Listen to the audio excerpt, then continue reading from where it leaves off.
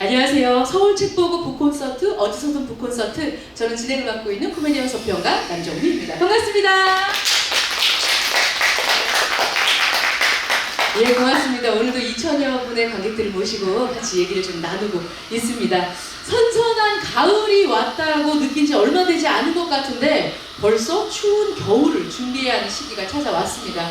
이제 집에 가면 옷부터 다르죠. 예, 빵빵한 장롱 속이 좀 빵빵해지고 얇은 옷들을 치우게 되고 하는데 이 옷장 보면 겨울이 왔구나 하는 생각이 듭니다. 근데 좀 이상고온 때문에 또 덥기도 하고요. 그렇죠? 3월부터 저희가 인문학을 주제로 어디서든 북콘서트 진행을 했습니다. 올해 마지막 시간, 오늘은 벌써 올해 마지막 시간입니다.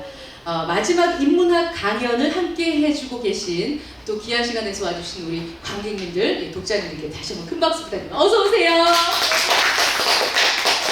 예, 고맙습니다. 역시 이제 배우신 분들이셔서 관상도 굉장히 좋으시고, 예. 내년엔 적어도 로또 4등까지는 당첨되시길 바라겠습니다. 자, 그럼 2022년의 마지막 북콘서트의 주인공을 소개하도록 하겠습니다. 오늘의 북콘서트 주제는 영미문학으로, 내 친구 영미 아니고 제 이름 남정미 아니고요. 예, 영미문학으로 만나는 인문학에 대해서 얘기를 좀 나눠보도록 하겠습니다. 영미문학이라고 하면 여러분 어떤 게 있을까요? 어렵게 생각하지 말고 우리가 봤었던, 예전에 봤었던 이거 알고 보니 문학이었어 하는 것들 만화도 괜찮고요. 일단은 오지의 마법사? 그런 게 있습니다. 그리고 걸리버의 회기? 또 작은 뭐 이렇게 가는 거지, 톰소의 마법 이런 거. 알고 보니 전부 다 영미문학이더라는 겁니다. 문학은 그 나라의 문화와 역사를 반영하기에 동일 주제에 대한 표현과 접근에 있어 차이점을 가지고 있는데요.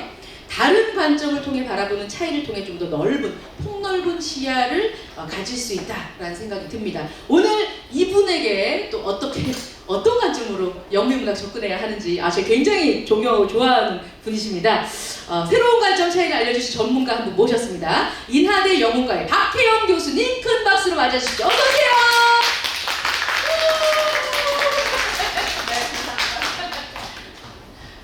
네, 어서 오세요. 우리 교수님 마이크가 마이크를 있네요. 네, 교수님 소개 부탁드립니다. 반갑습니다.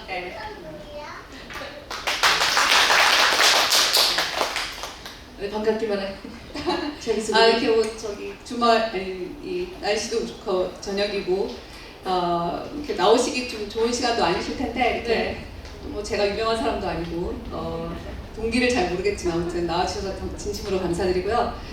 짧은 시간이지만 여러분께 제가 알고 있는 것 중에 여러분의 뭐 다만 1시간 반 정도에도 약간의 위로와 지혜가 될 수 있는 시간이 되도록 노력하겠습니다. 네. 진짜 오늘 오신 분들은 정말 너무 감사합니다. 굉장히 오늘 지금 녹화하고 있는 날 굉장히 대한민국에 큰 일이 있어요. 그죠? 오늘 카타르와 좀 축구 경기를 앞두고 있는데 다들 축구에 관심 없으시면 그러시군요. 뭐 이따 가서 우리는 스포츠 뉴스 보면 되니까요. 그죠? 네. 공부 빨리 하고 하나를 얻고 또 집에 가서 이제 국가를 또 응원하도록 하겠습니다. 교수님, 오늘 주제가 영미문학으로 만나는 인문학입니다. 개인적으로 저는 교수님과 같이 한국방송통신대학교에서 우리 교양 수업을 할 때 책을 고전을 읽으면서 선생님에 대해서 되게 교수님 수업을 되게 재밌게 들었었거든요. 너무너무 쏙쏙들이 잘 알려주세요. 그러니까 궁금한 게 있으신 분들은 손 들고 바로바로 질문해주세요. 척척 박사십니다. 예. 아는 건 다 압니다. 네. 모르는 거 모릅니다. 맞아요. 일단 영미문학 하면 조금 일단은 그거 공부하면 좀 있어빌리티하고 그죠? 나 좀 똑똑해 보이는 것 같고 한데 영미문학으로 만나는 인문학이라고 하는데 영어가 들어가서 어려워요. 영미문학과 우리 문학의 차이점부터 좀 알아볼까요? 네, 가장 중요한 차이는 물론 영어죠. 영어죠. 네. 영어죠. 접근하기가 어렵습니다. 맞아요. 번역본이 아니면 이제 저희처럼 전문적으로 공부를 한 사람들도 힘들지만 이제 거기서 같이 전문적으로 공부를 하지 않으면 영문학의 원서에 바로 접근하기 좀 쉽지 않죠. 요즘은 또 워낙 영어 잘하시는 분들이 많아서 네. 취미로 그냥 막 이렇게 어려운 책들 막 읽으시더라고요. 진짜요. 들고 다니기는 하는 사람을 봤는데, 자, 그럼 우리가 이제 본격적으로 교수님한테 수업을 살짝 듣고 그 다음에 또 궁금한 얘기를 또 나눠보도록 하겠습니다. 자, 박혜영 교수님의 수업 듣도록 하겠습니다. 여러분 박수로 맞아주십시오.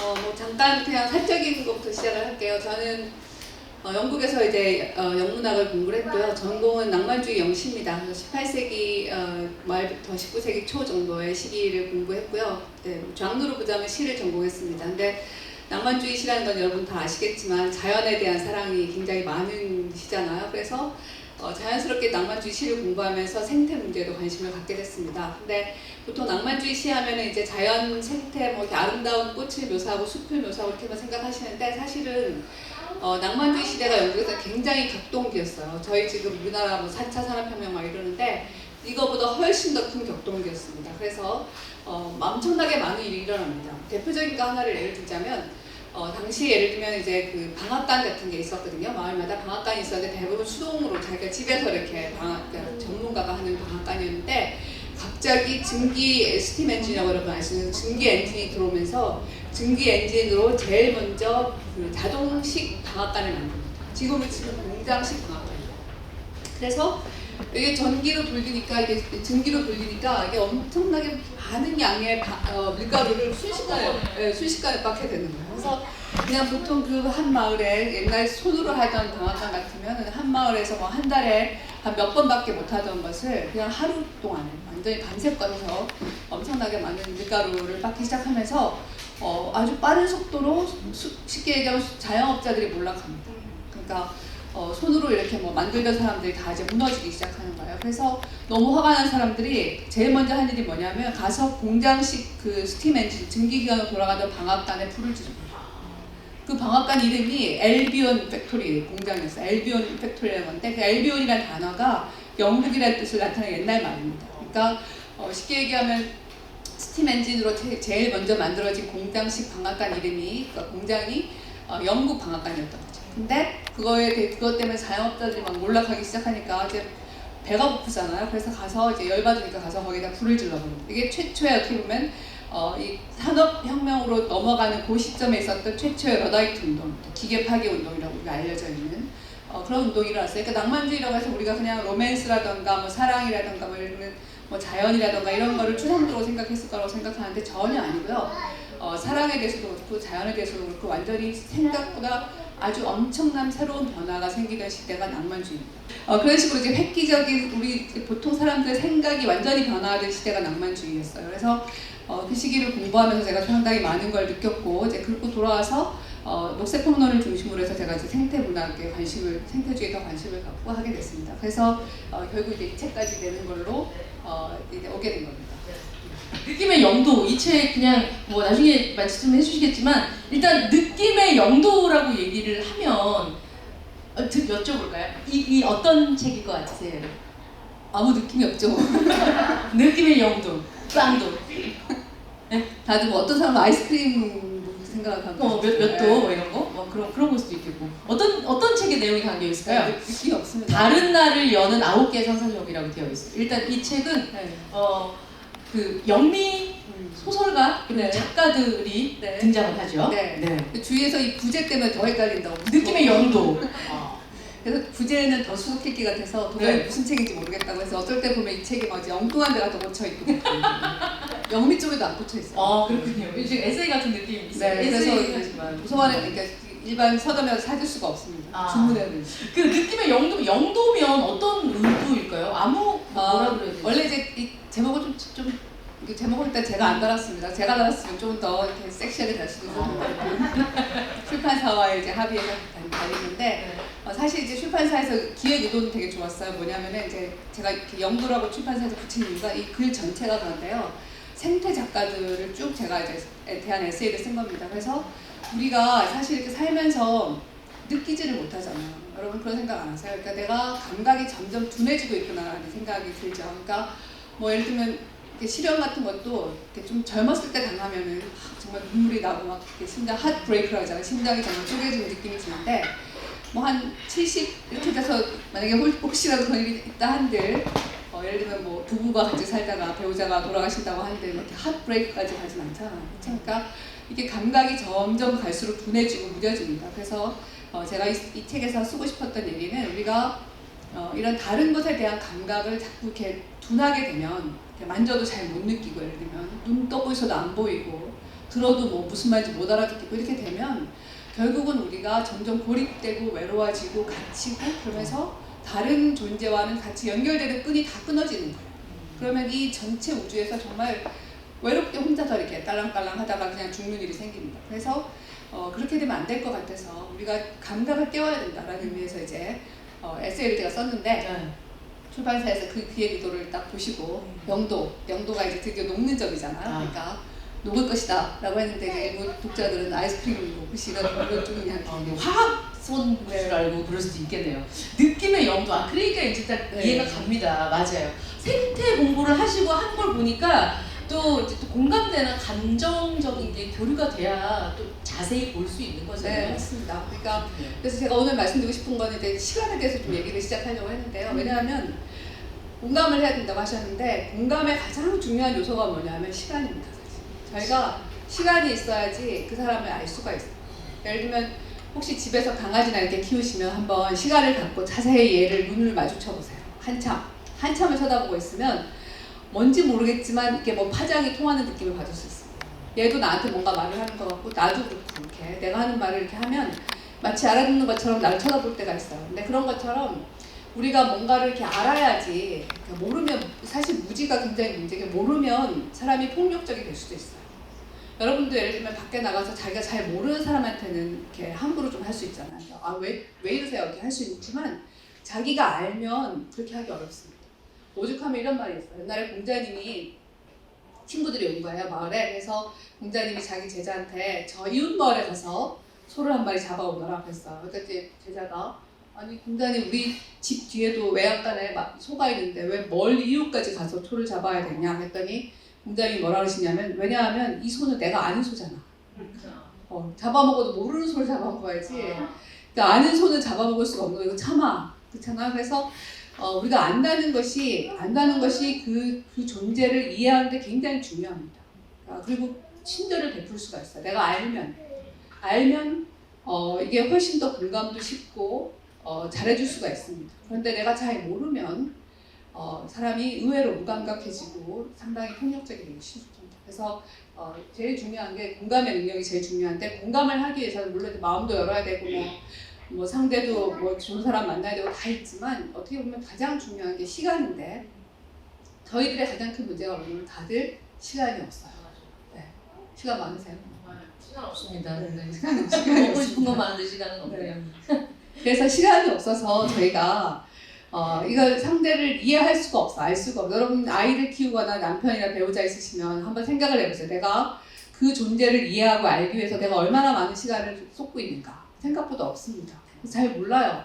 자식이라고 잘 알 것 같지만 자식은 더 모릅니다. 거의 불가사의예요. 그래서 그냥 얘가 어디 있는지 정도는 우리가 파악할 수 있지만 GPS가 있으니까. 근데 얘 마음이 어디 있는지는 절대 알 수 없어요.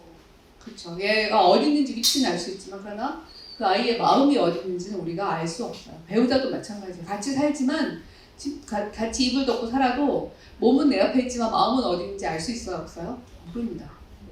그러면 그 시간을 같이 보내고 싶은데 그러면 그 같이 보내는 시간을 늘려야지. 그렇죠. 시간을 늘려야 되죠. 근데 시간을 늘릴 수가 없어요. 왜냐하면 다 시간을 저금해야 되기 때문에. 그래서 우리가 시간이 없습니다. 여러분이 다 시간을 아껴 쓰려고 생각하시잖아요. 그렇죠? 우리가 시간을 아껴 써야겠다고 생각하면서부터 시간이 뭐가 되냐면 돈이 됐어요. 그래서 우리가 시간이 없습니다. 여러분 돈 없으시죠? 여기 돈 엄청 많으신 분 계십니까?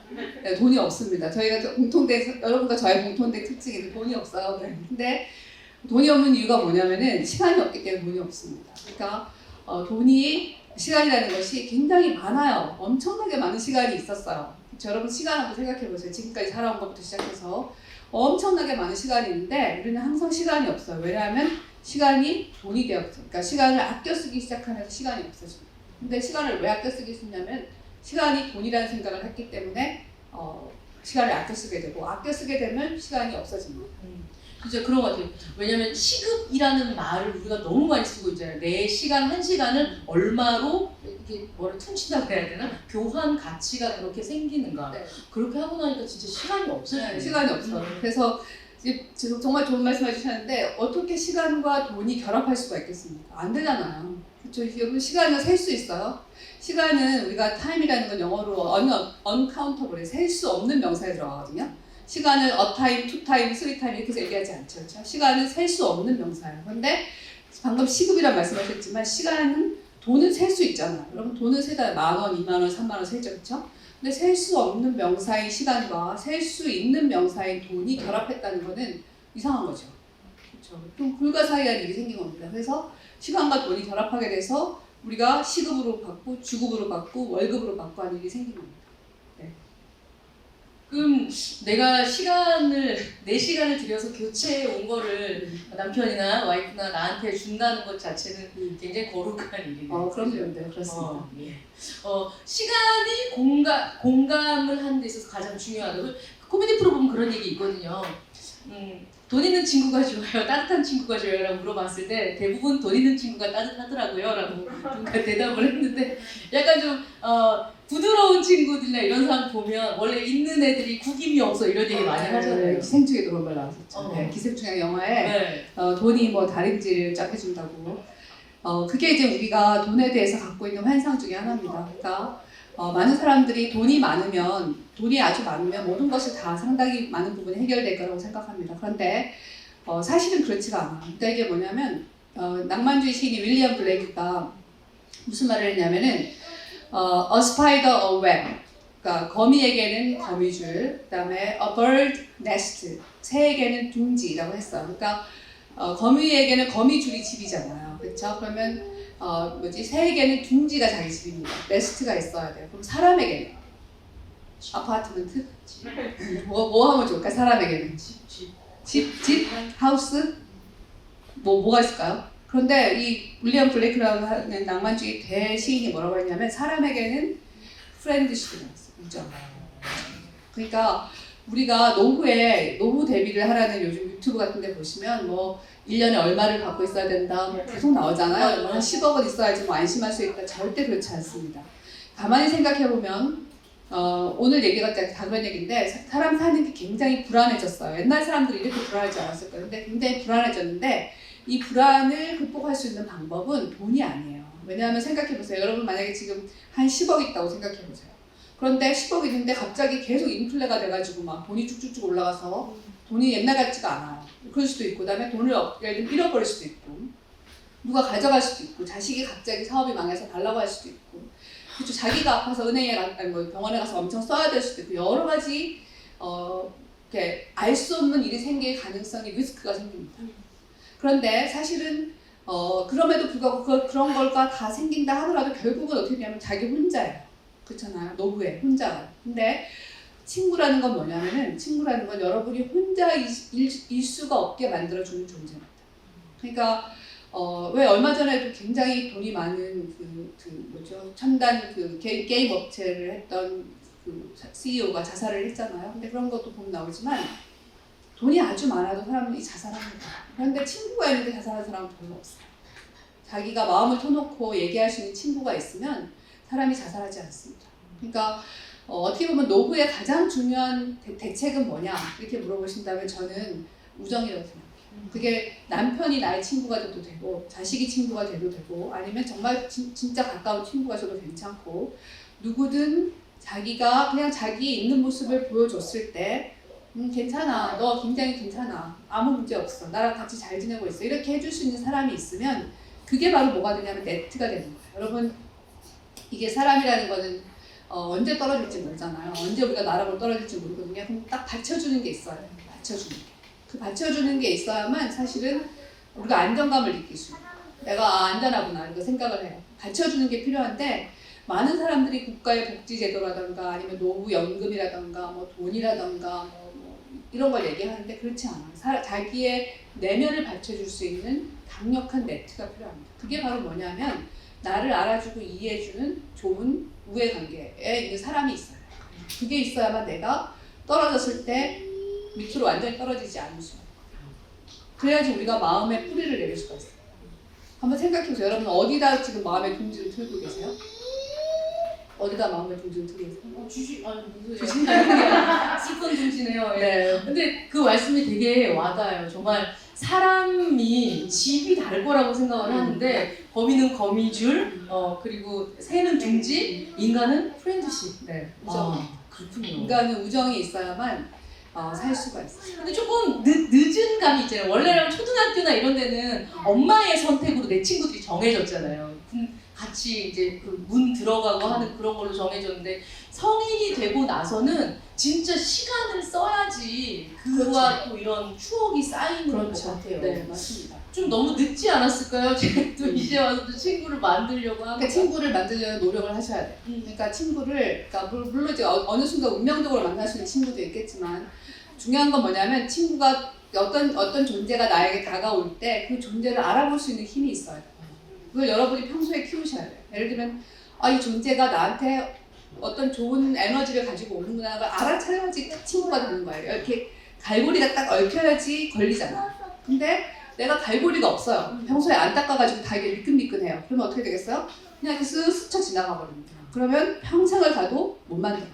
그러니까 이 몸의 촉각을 딱 세우셔서 안테나를 딱 다 키셔서 항상 온에어가 돼 있어요. 딱 키셔서 이렇게 다가올 때 저 사람은 나한테 좋은 느낌이 있구나라고 하면 딱 갈고리를 이렇게 걸으셔야 돼요. 그래야지 그 사람이랑 인연이 생기고 그 인연이 이어져서 또 다른 인연을 낳고 친구가 되고 이렇게 됩니다. 그러니까 그 부분에 대해서 깨어있지 않으면 평생 고독하고 외로울 수 있어요. 그러니까 이게 친구라는 건요 그냥 오가다가 사귀는 게 아니에요. 오가다가 사귀고 그냥 이렇게 그냥 아무하거나 옆에 앉아있으면 친구가 되고 이런 건 아니고요. 나이 들어서 더더욱 친구를 사귀려면 자기가 이 감각을 열심히 깨워서 자기를 알아볼 수 있고 자기도 알아볼 수 있는 사람을 자기가 찾아내셔야 돼요. 여러분이 최근 한 1년 사이에 나는 새로운 친구를 찾았다 하시는 분 계십니까? 새로운 친구를 만났다, 사귀고 있다. 아무도 없잖아. 친구가 없다니까 우리가 굉장히 외로워요. 굉장히 오래된 친구를 끊었다. 저처럼. 네. 그리고 끊기는 잘하는데 우리가 끊기는 잘하는데 진짜 새로 만들지를 못합니다. 맞아, 그래서 맞아.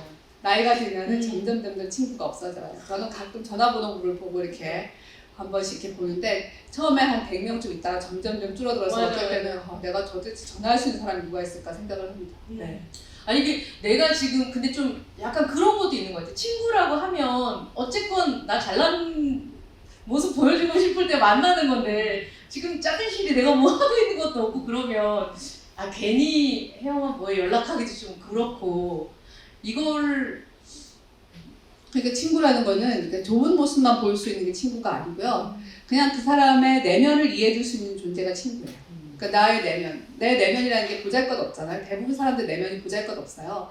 여러분이 보기에는 제가 교수니까 저 선생님은 멋있을까 생각하시겠지만 저도 내면을 이렇게 열고 보면은 정말 보잘것없고 이렇게 상처투성이고 이제 그렇습니다. 근데 그런 거를 이렇게 내가 이렇게 다 보여주지 않아도 그 내면을 읽어줄 수 있는 사람이 사실은 좋은 친구입니다. 그러니까 그런 친구가 있으면 자기가 설령 다른 거로 힘들더라도 자기가 이렇게 나락으로 떨어지진 않아요. 그런데 그런 사람이 없으면 나락으로 떨어집니다. 그리고 예를 들면 같이 사는 배우자라고 해서 이렇게 될 수 있는 게 아니에요. 예를 들면 30년, 40년을 같이 살아도 그 사람을 모르는 사람들이 너무 많아요. 배우자를 잘 몰라요. 이해를 못하고. 그러니까 이거는 왜 그러냐면 자기가 노력을 하지 않았기 때문에 그 사람을 알려고 하는 노력을 하지 않았고 상대도 나를 알아주려고 하는 노력을 하지 않아서 그러니까 그런 거를 자기가 계속 하려고 노력을 해야만 좋은 친구가 되고 그리고 그런 사람을 알아볼 수가 있어요. 그것이 제가 볼 때는 노후의 가장 중요한 보험입니다. 그러니까 사람 보험만큼 중요한 보험이 없어요.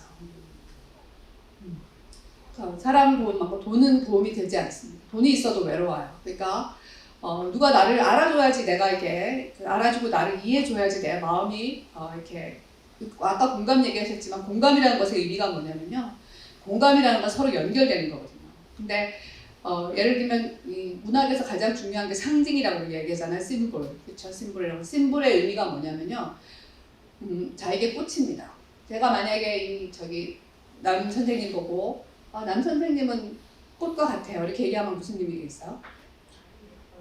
이쁘다. 그렇죠. 예쁘다는 뜻이죠. 그렇죠? 그런데 그걸 잘 생각해 보세요. 꽃은 사람이 아니잖아요. 그렇죠? 꽃과 사람은 절대로 같이 연결될 수가 없어요. 그런데 제가 남 선생님은 진짜 꽃 같아요. 이렇게 얘기하면 그 순간 인간과 꽃이 연결된 겁니다. 이게 상징이에요. 상징의 의미는 뭐냐면 그냥 겉으로 봤을 때는 너무 달라서 연결이 안 될 것 같은 것이 우리의 상상력을 통해서 연결이 되는 게 상징이에요.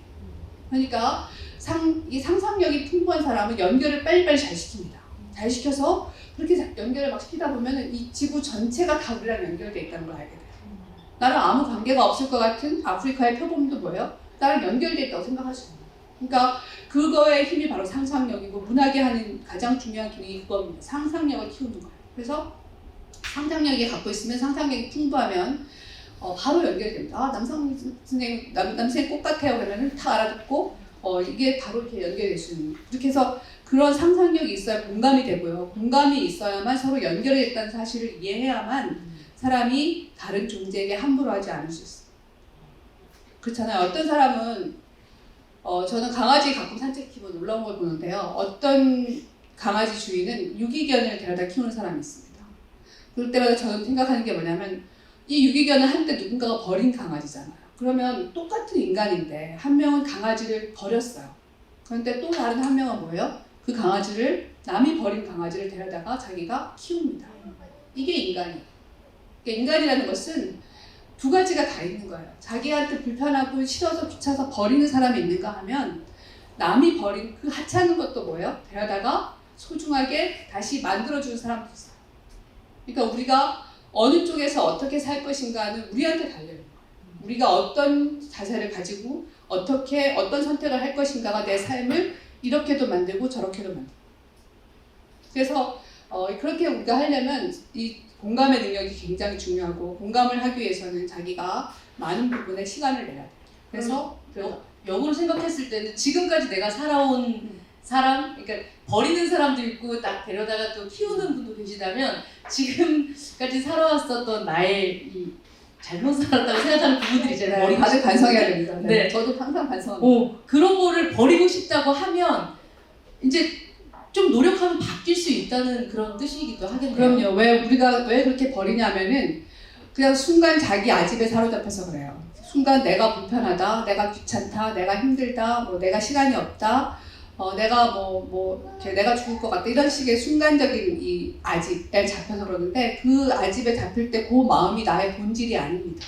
그거를 나의 본질이라고 생각하시면 안 돼요. 그거는 그냥 잠깐 그런 순간에 그런 마음이 일어난 것일 뿐이에요. 근데 그 마음이 다시 가라앉고 나면 우리가 흔히 얘기하는 인간의 참 본성이 나온다고 하잖아요. 그 참 본성은 사실은 인간의 참 본성은 어떻게 보면 굉장히 긍정적이고 낙천적인 거예요. 저는 그걸 어디서 느끼냐면은 여러분 여기 여성분들이 많으니까 한번 생각을 해보세요. 여성들이 아기를 낳잖아요. 그렇죠? 아기를 안 낳으신 분들 있지만 아무튼 아기를 대체로 여성들이 아기를 낳잖아. 그러면 여성들이 왜 아기를 낳을까 한번 생각을 해보세요. 그냥 뭐 하룻밤 뭐 참지 못해서 왜 아기를 낳을까요? 여성들이 더구나 예를 들면 전쟁터에서도 아기를 낳잖아요. 그렇죠.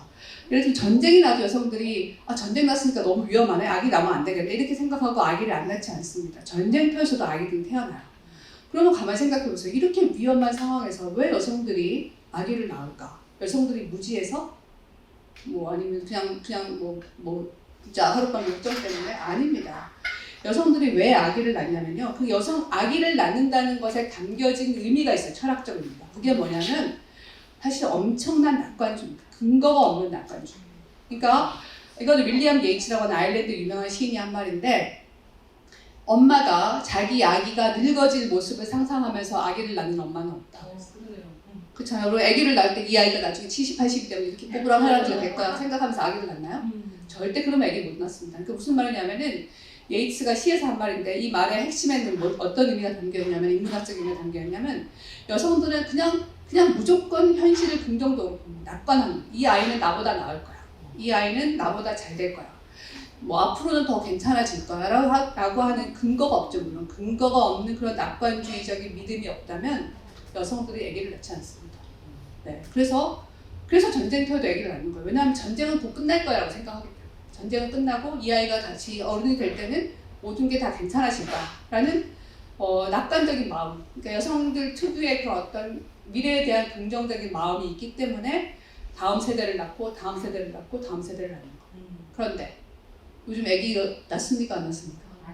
네. 이게 문제인 거예요. 이게 의미하는 바가 사회과학적으로 보자면 예를 들어 출산율이 떨어져서 노동력이 떨어지고 경제가 성장이 둔화되고 뭐 국가의 복지액이 높아지고 이런 문제가 있죠. 그러나 인문학적으로 보자면 의미가 뭘까요? 여성들이 자발적으로 출산을 거부하는 시대라는 것이 인문학적인 관점에서 보자면 뭘 의미했습니까? 미래에 대해서 더 이상 낙관할 수 없는 상황이라는 거예요. 그러니까 근데 사실 옛날보다 얼마나 더 좋아졌어요. 여러분 지금 이 세상에 얼마나 한 20, 30년 전만에 비해도 우리나라가 지금 세계 경제 10개, 그러니까 대국 10위입니다. 엄청납니다. 세계 대국 10위라는 것은 진짜 엄청나게 발전한 거예요. 근데 이렇게 발전을 했는데 여성들이 그러면 앞으로 더 발전할 것 같은데? 라고 생각하면 아기를 낳아야 되는데 아기를 안 낳아요. 다 젊은 친구들이 아기를 안 낳으려고 해요. 왜 그러냐면은 아무리 경제가 더 발전을 해도 문제는 뭐냐면 이 아이가 생존할 수 있을 거라 생각이 안 드는 거예요. 왜? 너무 경쟁이 치열합니다. 이 치열한 경쟁에서 이 아이가 서바이벌 할 수 있을 것이냐, 생존해 나갈 수 있을 것이냐에 대해서 자신이 없는 거예요. 왜냐하면 나도 생존이 안 되는데 과연 이 아이가 생존할 수 있을까? 그리고 이것이 얼마나 이 아이한테 큰 짐이 될까? 이 생각을 하면 아기를 못 낳는 거예요. 인문학적인 의미는 그거예요. 그러니까 여성들이 미래를 굉장히 낙관적으로 본다면 저는 당연히 아기를 낳을 거라고 생각해요. 그러니까 뭐 어떤 형태로 아기를 낳을 겁니다. 그냥 연애하다 실수로 낳기도 하고 뭐 옛날에 다 그랬잖아요. 실수로 애 낳아서 결혼하고 또 딴 데 가서 또 애 낳아서 또 데리고 오고 뭐 온갖 얼마나 파란만장한 인간의 역사가 있습니까? 그게 다 문학의 소재가 됐지만 근데 지금은 사람들이 그렇게 하지 않아요. 그러니까 그 얘기는 뭐냐면은 인문학적으로 보자면 사람들의 마음이 닫히고 있는 거예요. 내가 문을 열어서 그런 식으로 이렇게 했다가 이것이 어떤 큰 파장을 가꿀까 생각을 하면 겁이 나는 거예요. 두려워서 그냥 문을 닫는 거죠. 그래서 그냥 나 혼자 조용히 살다 갈래. 얼마 전에 오은영 선생님 강의 들었는데 거기에서 그런 얘기 하시더라고요. 예전에 우리의 아이들은 자식들은 생산재였다는 거예요. 나중에 키워놓고 나가면 돈 벌어다 주는 생산재였는데 지금은 소비재로 끝난다는 겁니다. 돈 이렇게 열심히 써도 더 이상 이제 뭐 기대하거나 자기네들 살고 끝난다니까 이런 거가 또 많이 작용을 한다고 하더라고요. 근데 지금 교수님 말씀하신 거 보면 예이츠의 시에서도 그렇지만 굉장히 절망적인 상황에서도 희망을 갖고 이렇게 아이를 낳고 하는 거 보면 그래서 여성들이 보면 아이들 관련해서 뭐가 있으면 막 야 나가 이러면서 맘 앞에 굉장히 좀 불안한 얘기들도 많지만 단합하거나 하는 것 중에서는 또 엄마들의 힘이 대단한 것 같아요. 그러니까 사실은 괴테가 그런 말을 했는데 그러니까 아주 지극히 여성적인 것이 우리를 구원하리라 이렇게 얘기했거든요. 그러니까 그때 이제 여성적이라는 거는 정말 이렇게 신체적으로 여성이라는 의미가 아니라 뭔가 이렇게 생명을 아끼려고 하고 돌보려고 하고 약자를 보듬어 주려고 하고 뭔가를 좀 더 나아서 키우려고 하고 채소를 예를 들면 야채를 키우는 것도 마찬가지로 뭐든지 키우려고 하고 이런 식의 어떤 지극히 여성적인 그 마음이 인류를 구원할 것이다 이렇게 얘기했어요. 그런데 이제 점점 왜냐면 그런 마음이 안 되는 게 그런 마음은 경쟁력이 없어요. 생각해보세요. 막 이렇게 치열하게 막 누가 승진하냐 마냐 떨어지냐 마냐 막 어디를 들어가냐 막 이러는데 막 뭐 돌보고 케어하고 뭐 이렇게 막 그렇게 시간 다 보내면 어느 세월에 가서 경쟁합니까? 그렇죠? 그러니까 경쟁력이 없어요. 그래서 그런 마인드 자체가 점점 사람들이 배제하는 거예요. 이런 마음을 갖고서는 나는 여기서 살아남을 수가 없을 게 생각하는 거죠. 그러니까 훨씬 더 어떻게 보면은 그러니까 여성적이지 않은 마음, 여자가 남자가 상관없어요. 요즘 여성들도 그런 여성이 많아서 그런 마음을 갖고 있어야만 이 경쟁 체제에서 살아남을 수가 있어요. 그래서 점점 사람들이 고독하고 외롭고 불안하고 이렇게 마음이 힘들고 그다음에 이제 어떻게 보면 또 폭력적이고 그러니까 분노의 감정도 많고 심지어 혐오도 생기고 이렇게 됩니다.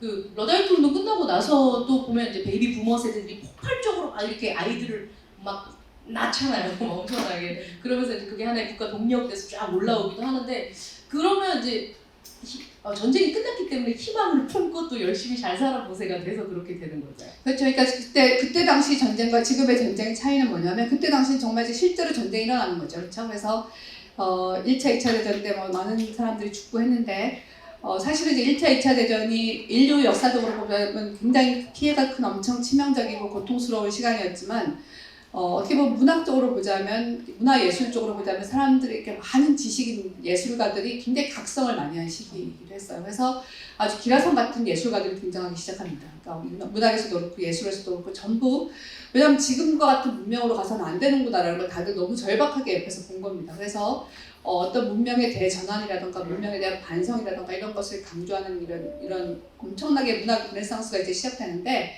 그런 때도 사실은 이제 사람들이 아기를 낳고 어떻게 보면은 서로 공감하고 살았어요. 그런데 지금 이제 우리 세대가 좀 약간 독특한데, 저는 그렇게 생각하는데, 특히 우리나라 같은 경우 다른 나라에 비해서 굉장히 독특한데, 이렇게 너무 살기 좋아지고 뭐든지 풍요로워졌음에도 불구하고 사람들은 점점 더 마음은 사막화가 되고 이렇게 공감을 낼 여유가 없어요. 누구를 동정하거나 연민을 느낄 그런 여지도 없고, 그리고 점점 더 이렇게 분리되고 이렇게 개별적으로 갇혀있고 자기만의 저마다 방에 들어가서 안 나오고 이런 식이 되면서 가정을 꾸릴 수가 없어요. 요즘 젊은 친구들 한번 보세요. 결혼했다고 가정이 생기는 게 아니에요. 여러분 결혼하면 가정이 생깁니까? 결혼하면 가정이 생기나요? 결혼해서 가정이 생길 것 같으면 저마다 다 성공했겠죠, 그렇죠? 결혼으로 가정이 만들어지는 게 아닙니다. 그러니까 물론 결혼 제도가 중요하긴 하지만, 결혼으로 생기긴 하지만, 그러나 결혼했다고 해서 우리가 알고 있는 가정이 생기는 건 아니에요. 가정이라는 거는 부부와 자식이 요 형태만 갖췄다고 생기는 것이 아니고, 그 안에 뭔가가 있어요. 그 안에 뭐가 있으면 좋을까요? 자식? 네, 자식도 뭐 있어야겠죠. 그런데 자식이 없어도 자식은 이제 성장하면 커서 나가기 때문에 뭐랄까 이렇게 요소 중에 하나긴 하지만, 그러나 그것이 근원적인 요소는 아니에요. 제가 한 가지 이제 에피소드를 들려드리자면, 여러분 호메로스라고 알려져 있는 인류 최초의 시인이죠. 호머의 일리아드와 오디세이라고 하는 유명한 두 개의 서사시가 있잖아요. 그래서 일리아드가 있고 이제 오디세이가 있습니다. 그런데 일리아드는 그야말로 트로이 전쟁을 가지고 영웅들의 싸움을 얘기한 거고, 흥미로운 게 이 오디세이가 굉장히 흥미로워요. 이 오디세이 주인공은 오디세우스인데, 오디세우스는 여러분 잘 아시겠지만 20살 젊은 아내를 집에다 놓고 트로이 전쟁을 하러 갑니다. 전쟁을 하러 가서 10년간 전쟁을 해요. 그리고 10년 뒤에 전쟁을 끝나고 집에 오는데 집을 못 찾아서 10년이 걸립니다. 그래서 10년 동안 방황을 애게해를, 지금 지도 놓고 보시면 트로이가 지금의 터키거든요. 터키에서 요 그리스는 진짜 가까워요. 지금 같으면 숑 하고 그냥 갈 수 있는 데를 신들의 저주를 받아서 막 사방팔방을 헤매다가 10년 만에 집에 들어가는데, 이 오디세우스가 집에 가기 전에 어떤 중요한 에피소드가 있었냐면, 칼립소라고 하는 여신을 만나게 돼요. 그 여신이 살고 있는 섬에 갔대요. 근데 이 여신이 오디세우스에게 한 번에 반합니다. 반해가지고 너 나랑 같이 살자고 합니다. 나랑 같이 살자. 집에 가지 말고 나랑 같이 살자. 내가 너한테 원하는 거 다 줄게. 돈도 주고 뭐 맛있는 것도 주고 권력도 주고, 제일 중요한 거 영원히 살게 해줄게. 나랑 같이 영원히 살자. 어떻게 하시겠어요? 생각도 해볼 것 같아요. 좀 딜을 해야겠죠. 네, 얼마나 뿌리치기 어려운 이유입니다. 저 같아도 삽니다. 근데 네. 이 오디세우스는 여신이니까 자기가 뿌리치지를 못해요. 왜냐하면 나 너 싫어하면 그 순간 자기는 언제 죽을지 모릅니다. 여신의 힘이 워낙 막강하니까. 그래서 내가 너는 좋은 사람이야. 너도 좋아해. 그러면서 맨날 절벽에 가서 우울한 표정으로 있습니다. 머리를 쓰는 거죠. 그래서 여신이 너무 안타까워요. 그럼 자기가 사랑하는 남자가 맨날 우울해 있으니까 도대체 너는 왜 그러냐 했더니 집에 가고 싶다. 그래서 여신이 할 수 없이 나중에 결국은 사랑하는 남자가 가장 가고 싶은 게 집이라고 하니까 보내줍니다. 그래서 바리바리 이제 갈 수 있는 걸 싸서 보내주는데, 오디세우스가 집에 와요. 집에 왔는데 어떤 일이 생기냐면은 이 아내가 남편을 믿지 않아요. 이 남자가, 왜냐하면 완전히 이렇게 우주중한 할아버지 차림으로 왔기 때문에 오디세우스가 내가 오디세우스다라고 얘기해도 부인이 아내가 그거를 믿지 않습니다. 이 아내가 굉장히 영리한 여자거든요. 그래가지고 여러 가지 실험을 하잖아요. 뭐 이거 내 남편이 쏜 화살을 쏴봐라 뭐 이렇게 막 몇 가지 시킵니다. 다 통과를 했어요. 그래서 이제 오디세우스가 드디어 이제 너가 나를 알아보는구나, 믿겠지라고 했습니다. 근데 이 아내가 마지막 시험을 합니다. 요게 이제 이 여성이 얼마나 지혜로운가를 보여주는데, 마지막 시험이 뭐였냐면은 오디세우스가 자 여보 이제 난 줄 알겠지 이렇게 얘기하니까, 네 서방님, 그러면서 우리 저 방에 있는 침실에 있는 저 침대를, 오래됐으니까 저 침대를 꺼내서 새로운 침실을 마련하도록 하겠습니다 이렇게 얘기해요. 저 침대를 꺼내가지고 남부님이 오셨으니까 새로운 침실을, 제가 아름다운 침실을 마련하겠습니다 이렇게 했더니 오디세우스가 엄청 화를 내는 거예요. 아니 이 방에서 나를 끝까지 믿지 않는단 말이냐 막 이렇게 그렇게 했어. 그게 무슨 말이냐면은 그 침대는 이 두 부부 둘만의 추억이 있는 거죠. 이 침대는 오디세우스가 직접 만들었는데 살아있는 올리브 나무를 가지고 만든 거예요. 그 침대를 옮긴다는 건 그 나무를 뿌리째 뽑아야 돼요. 불가능해요. 그거를 오디세우스도 알고 페넬로페도 아는 거예요. 그런데 아니 오디세우스가 가짜였으면 어떻게 되겠어요? 그래 옮겨가지고 좀 잘 만들어봐 이렇게 했겠죠, 그렇죠? 근데 오디세우스가 막 화를 내니까 페넬로페가 당신이 내 남편이 맞군요 하고 드디어 남편을 알아줍니다. 막으로 눈물을 흘려요. 그러니까 이게 의미가 뭐냐면은 이 두 사람의 이 두 사람이 강력하게 연결시켜준 뭔가가 있는데 그래서 이제 이 우리 인문학에서 가장 큰 미스터리 중에 하나가 아니 도대체 오디세우스는 왜 돌아온 거야? 그 좋은 여신을 두고 이 늙은 아내를 돈도 없는 이 늙은 아내를 찾아서 이렇게 구구말리 오다니 이게 말이 돼? 많은 남성들이 지적하는 도대체 이 남자가 왜 이러는가? 근데 왜 왔냐면은 바로 여기에 자기의 뿌리가 있기 때문에 가정이 있기 때문에 그러니까 가정이 있기 때문에 칼립소와의 관계는 가정이 없는 거죠. 그러니까 너무 화려하고 좋고 모든 게 다 있지만 그런 정작 중요한 게 뭐가 없어요? 자기의 뿌리가 없는 겁니다. 근데 이 집은 뭐예요? 자기의 뿌리가 있어요. 거기는 뿌리가 있고 그리고 그 뿌리가 누구랑 같이 만든 뿌리예요? 자기 아내인 페넬로페와 같이 만든 뿌리예요. 그래서 이 아내를 버릴 수가 없는 거예요. 대체할 수가 없어요. 여러분 지금의 결혼을 한번 생각해 보세요. 지금의 결혼은 대체 가능합니까? 대체 불가능합니까? 대체 가능한 불가능. 대체 불가능하다. 나는 절대로 내 파트너는 대체 불가능하다고 생각하시나요? 네. 그럼 대체 가능하다면? 대체 가능하다면? 그러니까 그게 대체 불가능한 존재가 나한테 있다는 건 굉장히 중요한 거예요. 근데 대부분은 대체 가능해요. 우리가 불가능한 그 관계가 없습니다. 상당히 많은 예를 들면 배우자 가정이라는 것이 이게 가정이라는 게 굉장히 단단해 보여도 굉장히 부서지기 쉬운 이유가 이것이 뿌리가 없기 때문이에요. 그래서 예를 들면 남편이 바람피거나 아내가 바람피면 깨지잖아요. 그렇죠. 그렇죠. 그다음에 뭐 사업이 망해도 깨지잖아요. 그렇죠. 뭐 긴 병을 앓거나 예를 들면 그래도 뭐 깨지잖아요. 그러니까 이런 식으로 이게 이제 이거보다 더 좋은 게 있어서 깨질 수 있는 관계는 어떻게 보면 대체 가능한 거죠. 근데 아무리 좋은 게 있어도 얘를 내가 버릴 수가 없는 존재가 있다는 것이 그게 바로 가정이에요. 그러니까 이게 오디세우스가 돌아온 이유는 바로 그것 때문에 아내를 너무 사랑해서도 아니고 어떻게 보면은 뭐랄까 진짜 뭐 이렇게 갈 데가 없어서도 아니고 자기한테는 이 장소가 그리고 이 아내가 있는 이 장소가 대체 불가능한 곳이기 때문에 돌아옵니다. 그러니까 그런 게 우리 마음속에 있어야 된다. 제 말은 우리가 이렇게 이 방황하면서 그야말로 이렇게 여기저기 헤매고 다니면서 여기저기 떠돌아다니면서 그냥 시간이 막 그냥 이렇게 그냥 정신없이 흘러가면서 결국은 죽음의 앞에 가지 않으려면 여기 뿌리를 내려야 되는데 뿌리를 내리려면 그 뿌리를 내릴 수 있는 장소가 있어야 돼요. 그게 내 마음에 둥지가 있어야 됩니다. 내 마음이 뿌리를 낼 수 있는 둥지. 그래서 그 둥지를 찾는 것이 굉장히 중요하다고 저는 생각해요. 그러면 아까 말씀하신 걸또 연결해서 얘기를 하다 보면 내 마음에 둥지가 있다고 하는 것은 프렌드십을 나눈 뭔가가 또 있는 게 중요한 역할을 하겠네요. 그렇죠. 그러니까 프렌드십이 우정이라는 것이 꼭 우정이라는 게 자기 그 나이 연배 비슷한 그냥 동성 친구를 의미하는 게 아니고요. 나이 많은 사람이 될 수도 있고 어린 사람이 될 수도 있고 뭐 이웃집 사람이 될 수도 있고 여러 가지가 될 수 있는데 아무튼 자기가 나는 여기가 내 둥지구나라고 생각을 해줄 수 있게 해주는 그런 존재가 있는 것이 제가 볼 때는 가장 중요한 삶의 안전망이라고 생각해요. 그게 없으면 굉장히 부서지기 쉽습니다. 우리 인간은요 생각보다 굉장히 허약해요. 허약해서 강한 것처럼 보이지만 그런 사실 굉장히 허약한 부분이 있어서 그냥 쉽게 탁 둘이 끊어집니다.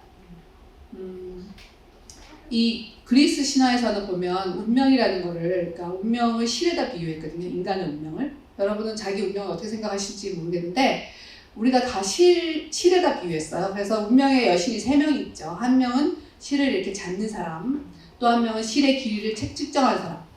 좀 운이 좋으면 실의 길이가 길게 측정해주면 뭐예요? 좀 오래 사는 거고 좀 운이 나빠서 짧게 측정해주면 좀 생각보다 일찍 가시는 겁니다. 그리고 또 하나는 아무리 길게 책정을 해줬어도 아이고 요 인간 안 되겠어 하고 착 잘라버리면 어떻게 돼요? 그냥 바로 객하는 거죠. 그렇죠? 그러니까 그렇게 줄을 끊는 신이 있습니다. 요 세 명의 여신이 있는데 요게 이제 비유가 우리의 운에 대한, 우리의 운명에 대한 비유인데요. 근데 왜 인간의 운명을 실에다 비유했을까? 좀 이상하지 않으세요? 뭐 많잖아요. 사슬, 그쵸? 뭐 좀 튼튼한 거 기왕이면 뭐 나무 둥지, 뭐 큰 나무 이런 거 가지. 근데 이제 옛날 사람들이 실에다 비유한 이유는 제가 볼 때 두 가지인 것 같아요. 하나는 뭐냐면 우리가 생각보다 우리의 운명이라는 것이 허약하다. 그러니까 되게 강한 것 같아도 이게 정말 끊어지려면 그냥 한순간에 끊어질 수 있는 거예요.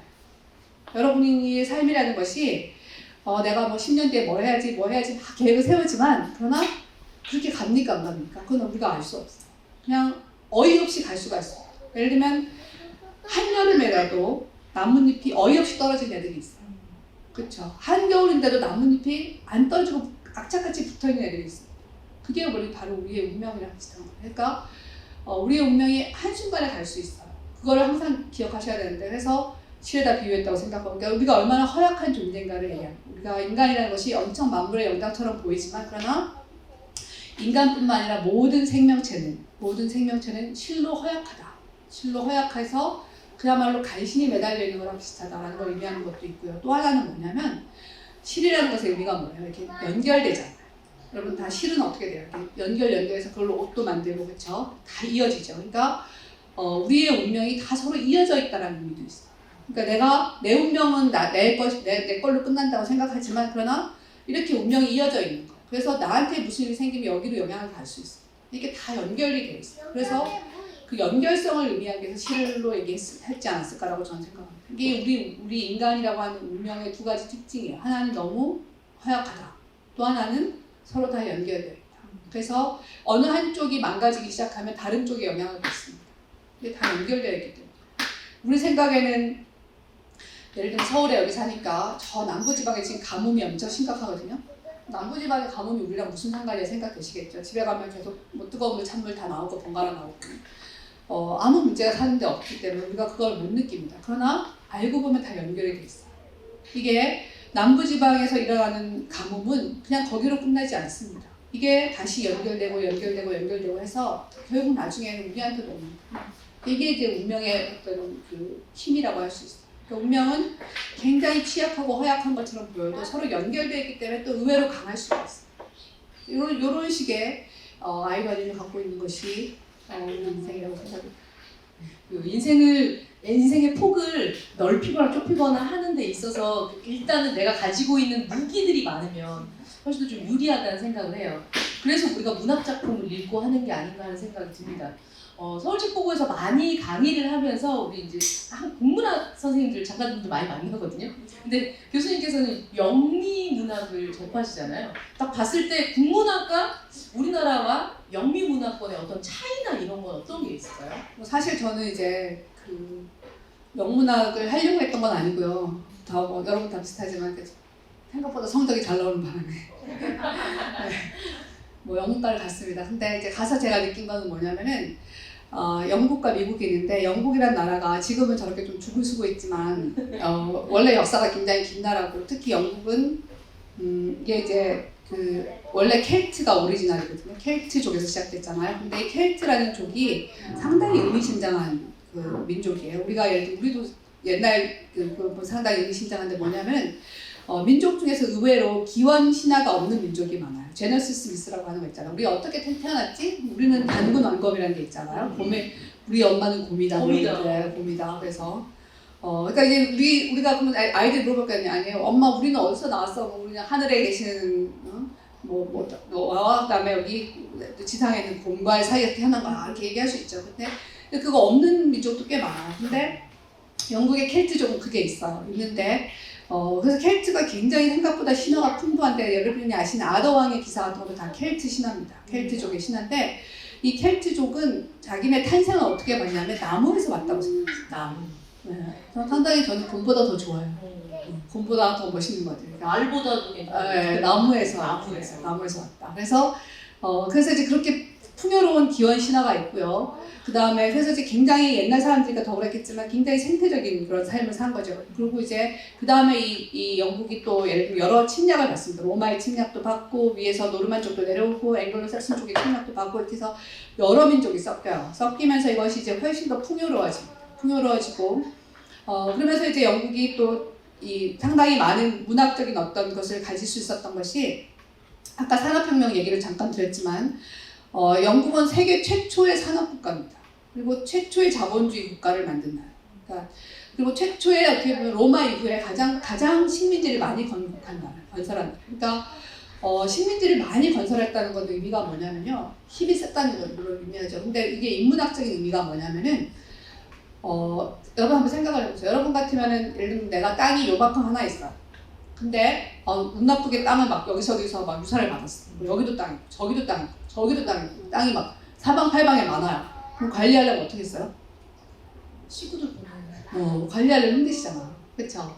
내가 그냥 요만큼 하나 갖고 있을 때는 요것만 하면 되는데 운 나쁘게 막 뭐 할아버지도 주고 막 계속 유산을 받았고 땅이 막 사방천지에 있으면은 내가 그 관리하려면 어떻게 해요? 공부를 해야 됩니다. 나도 어떻게 해야 될지 봐야 되잖아. 그러니까 식민지 국가가 된다는 것은 뭐 경제적이나 정치적인 의미에서는 굉장히 폭력적이고 물론 그렇지만 그러나 인문학적인 의미에서 보자면은 그러니까 종주국의 입장에서 보자면 지배받는 나라 말고 종주국 입장에서 보자면 얘네들을 어떻게 관리하지가 굉장히 중요한 관건인 거예요. 그래서 공부를 해야 되는 거예요. 그래서 영국이 18세기에 학문이 엄청나게 발달하기 시작해요. 우리가 아는 게 이때 다 나와요. 뭐 인류학부터 시작, 지질학, 인류학, 언어학.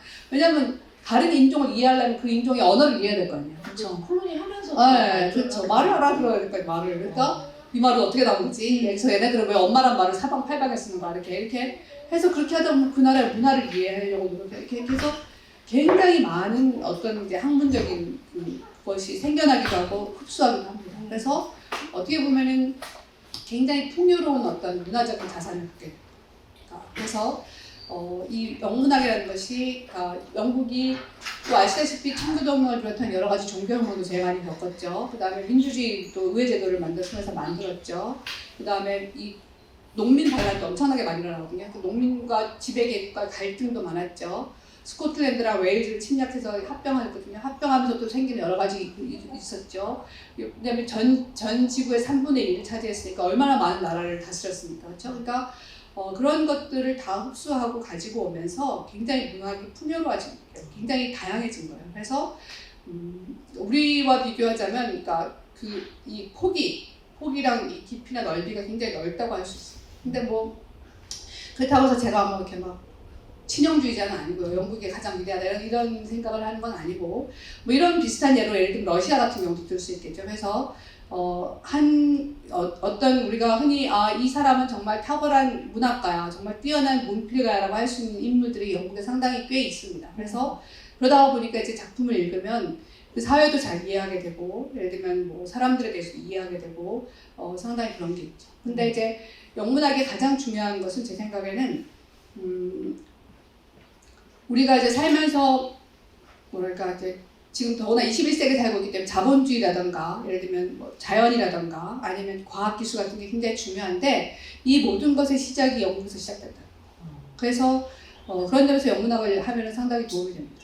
마찬가지로 미국도 그래요. 미국도 영국에서 건너갔잖아요. 그래서 미국은 지금 21세기, 20세기의 가장 최강대국인데 미국은 미국 자체의 어떤 뭔가가 있었다라기보다는 일단 유럽에서 상당히 많은 것이 건너갔고요. 그 다음에 또 세계를 계속 지배하면서 또 많은 부분을 흡수하고 하면서 미국도 사실은 이제 굉장히 풍요로워집니다. 풍요로워져서 이제 영미문학이라는 것이 21세기 와서는 이제 에너지 동력을 많이 상실했다고 하는데 그럼에도 불구하고 예를 들면 중요한 어떤 새로운 이론이라든가 아이디어라든가 관점은 계속해서 영미 쪽에서 나오고 있어요. 그건 사실이에요. 그러니까 에콜로지 같은 거 여러분 생태 쪽에 관심 있으면 공부해 보시면 대부분의 중요한 저서는 다 영미 거예요. 그러니까 그래서 이제 사실은 우리가 보고 배워야 될 게 상당히 아직은 많은 거예요.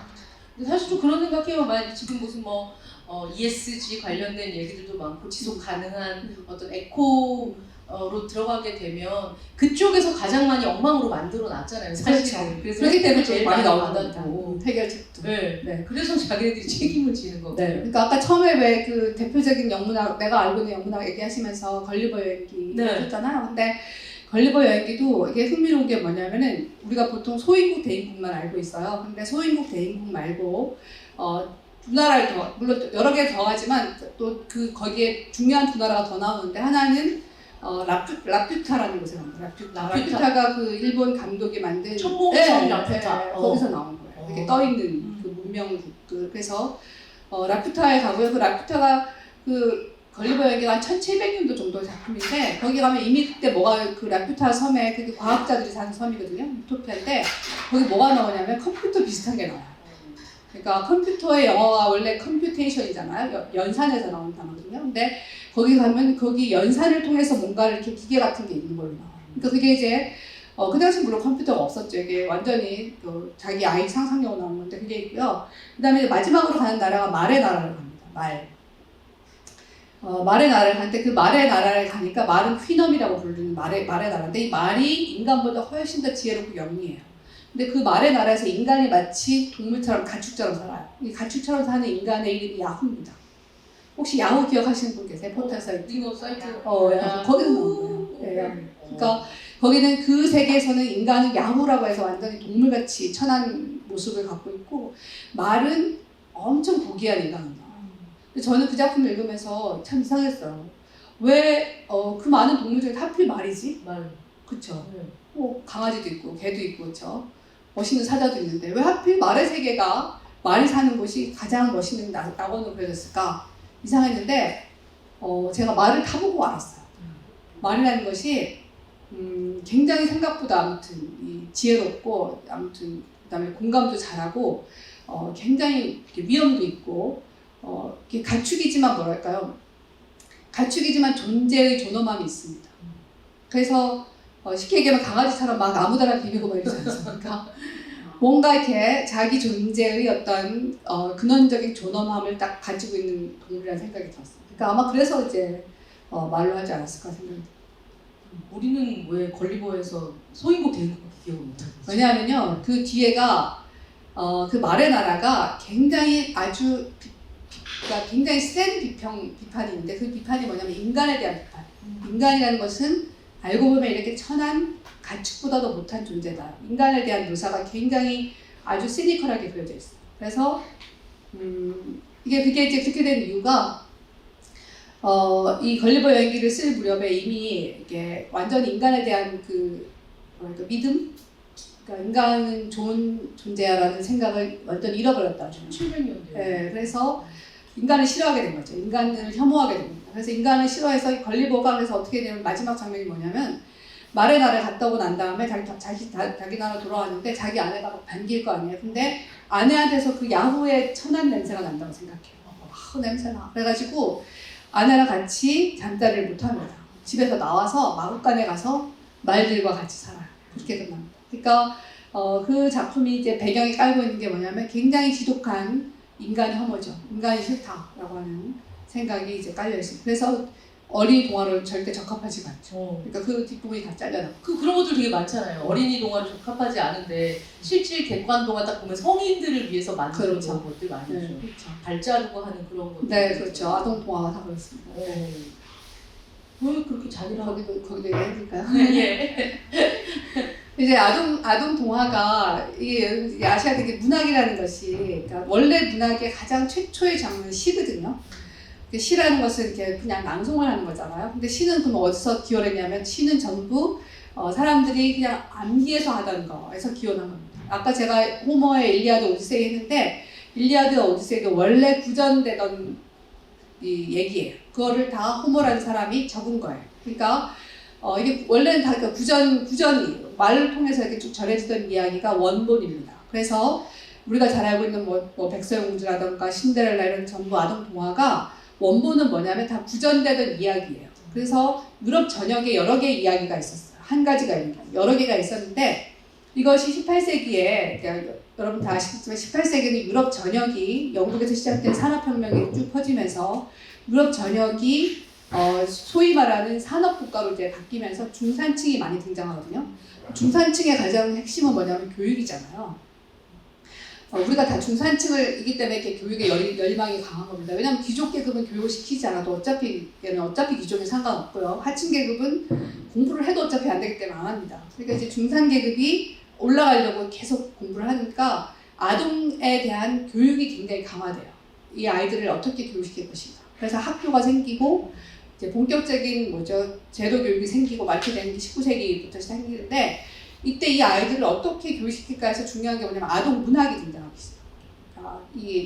어떻게 이 아이들한테 어떤 책을 줄 것인가 할 때 아동 문학이 필요한데 그동안 전해 내려왔던 이야기를 이제 적은 겁니다. 적는데 그린 브라더스나 이런 애들이 적은 거죠. 근데 적는데 자기네들이 봐도 뭔가 좀 이상한 거 빼야 되겠는 거예요. 뭐를 뺐냐면 주로 놀랍게도 폭력적인 장면은 빼지 않습니다.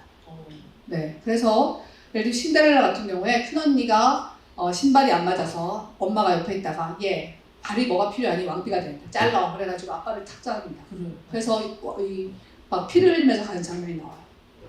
둘째 딸은 뒤축이 안 들어가는 거야. 했더니 엄마가 옆에 있다가 얘 왕비가 되는데 뒷발이 뭐가 소용 있어. 잘라. 그래가지고 뒷발을 자릅니다. 이런 게 아동 동화에 그냥 다 나와요. 너무 놀랍게도. 근데 뭐가 빠졌냐면은 놀랍게도 이게 참 흥미롭죠. 19세기 아동 문학이 구전되던 것이 그러니까 이 아동을 위한 동화책으로 옮겨지는 과정에서 빠진 것은 성에 대한 것이다. 성에 대한 것. 그래서 예를 들면 백설공주 같은 경우가 스노우 화이트가 구전될 때는 자기 친엄마로 나와요. 친엄마, 친아버지. 그래서 아이가 태어났는데 이 아버지가 이 딸을 너무 좋아하는 거예요. 엄마가 거기 질투심이. 근데 이런 건 아이들한테 안 되잖아요. 그렇죠? 그러니까 근친상간의 위험이 있다는 걸 암시하기 때문에 그래서 어떻게 하냐면 이 엄마를 다 계모로 바꾸는 거예요.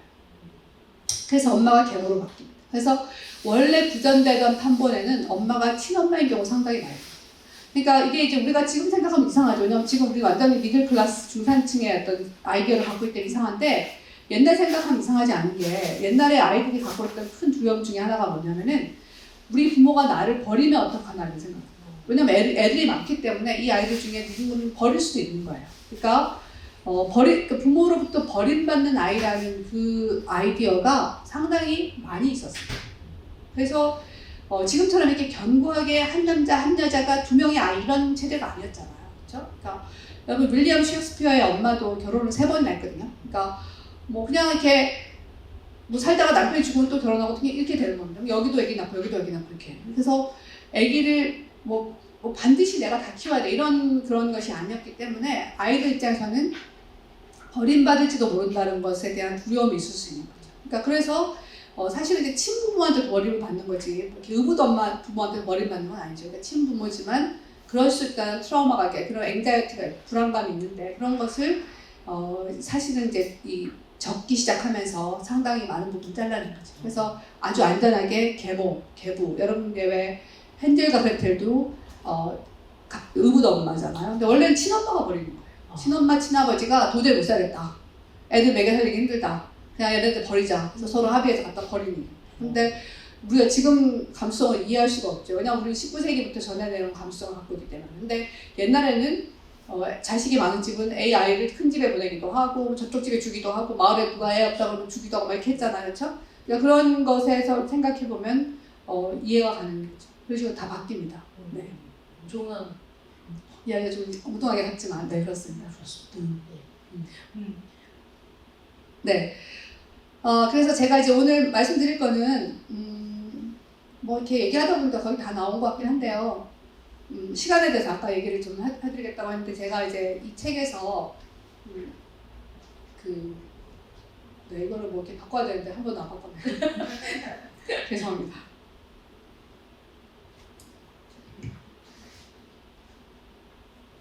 제가 얘기하고 싶었던 사람이 첫 번째는 이 미하엘 엔데인데 이 미하엘 엔데는 사실 독일 사람이에요. 그래서 이제 그 영어로 번역된 책을 제가 읽고 쓴 겁니다. 근데 미하엘 엔데는 독일 사람이긴 한데 이 사람이 쓴 대표적인 작품이 모모라는 작품이에요. 아마 읽어보신 학생분도 계실 거고 노래가 있잖아요. 모모는 철부지. 네, 이거예요. 네. 이 모모가 그 모모예요. 모모는 철부지. 네. 근데 모모가 여자일까요, 남자일까요? 맞춰보세요. 여자. 여자인가요? 네, 여자입니다. 오. 보통 이제 모모 그러면 남자인 줄 알고 있는 분이 있는데 여자예요. 여자인데 이 모모 이야기를 쓴 거예요. 근데 이 미알랜드가 흥미로운 게 뭐냐면은 이 모모가 아동 동화처럼 이제 우리가 많이 생각하는데 사실은 이 미알랜드가 가장 신랄하게 비판한 것이 뭐냐면 시간이에요.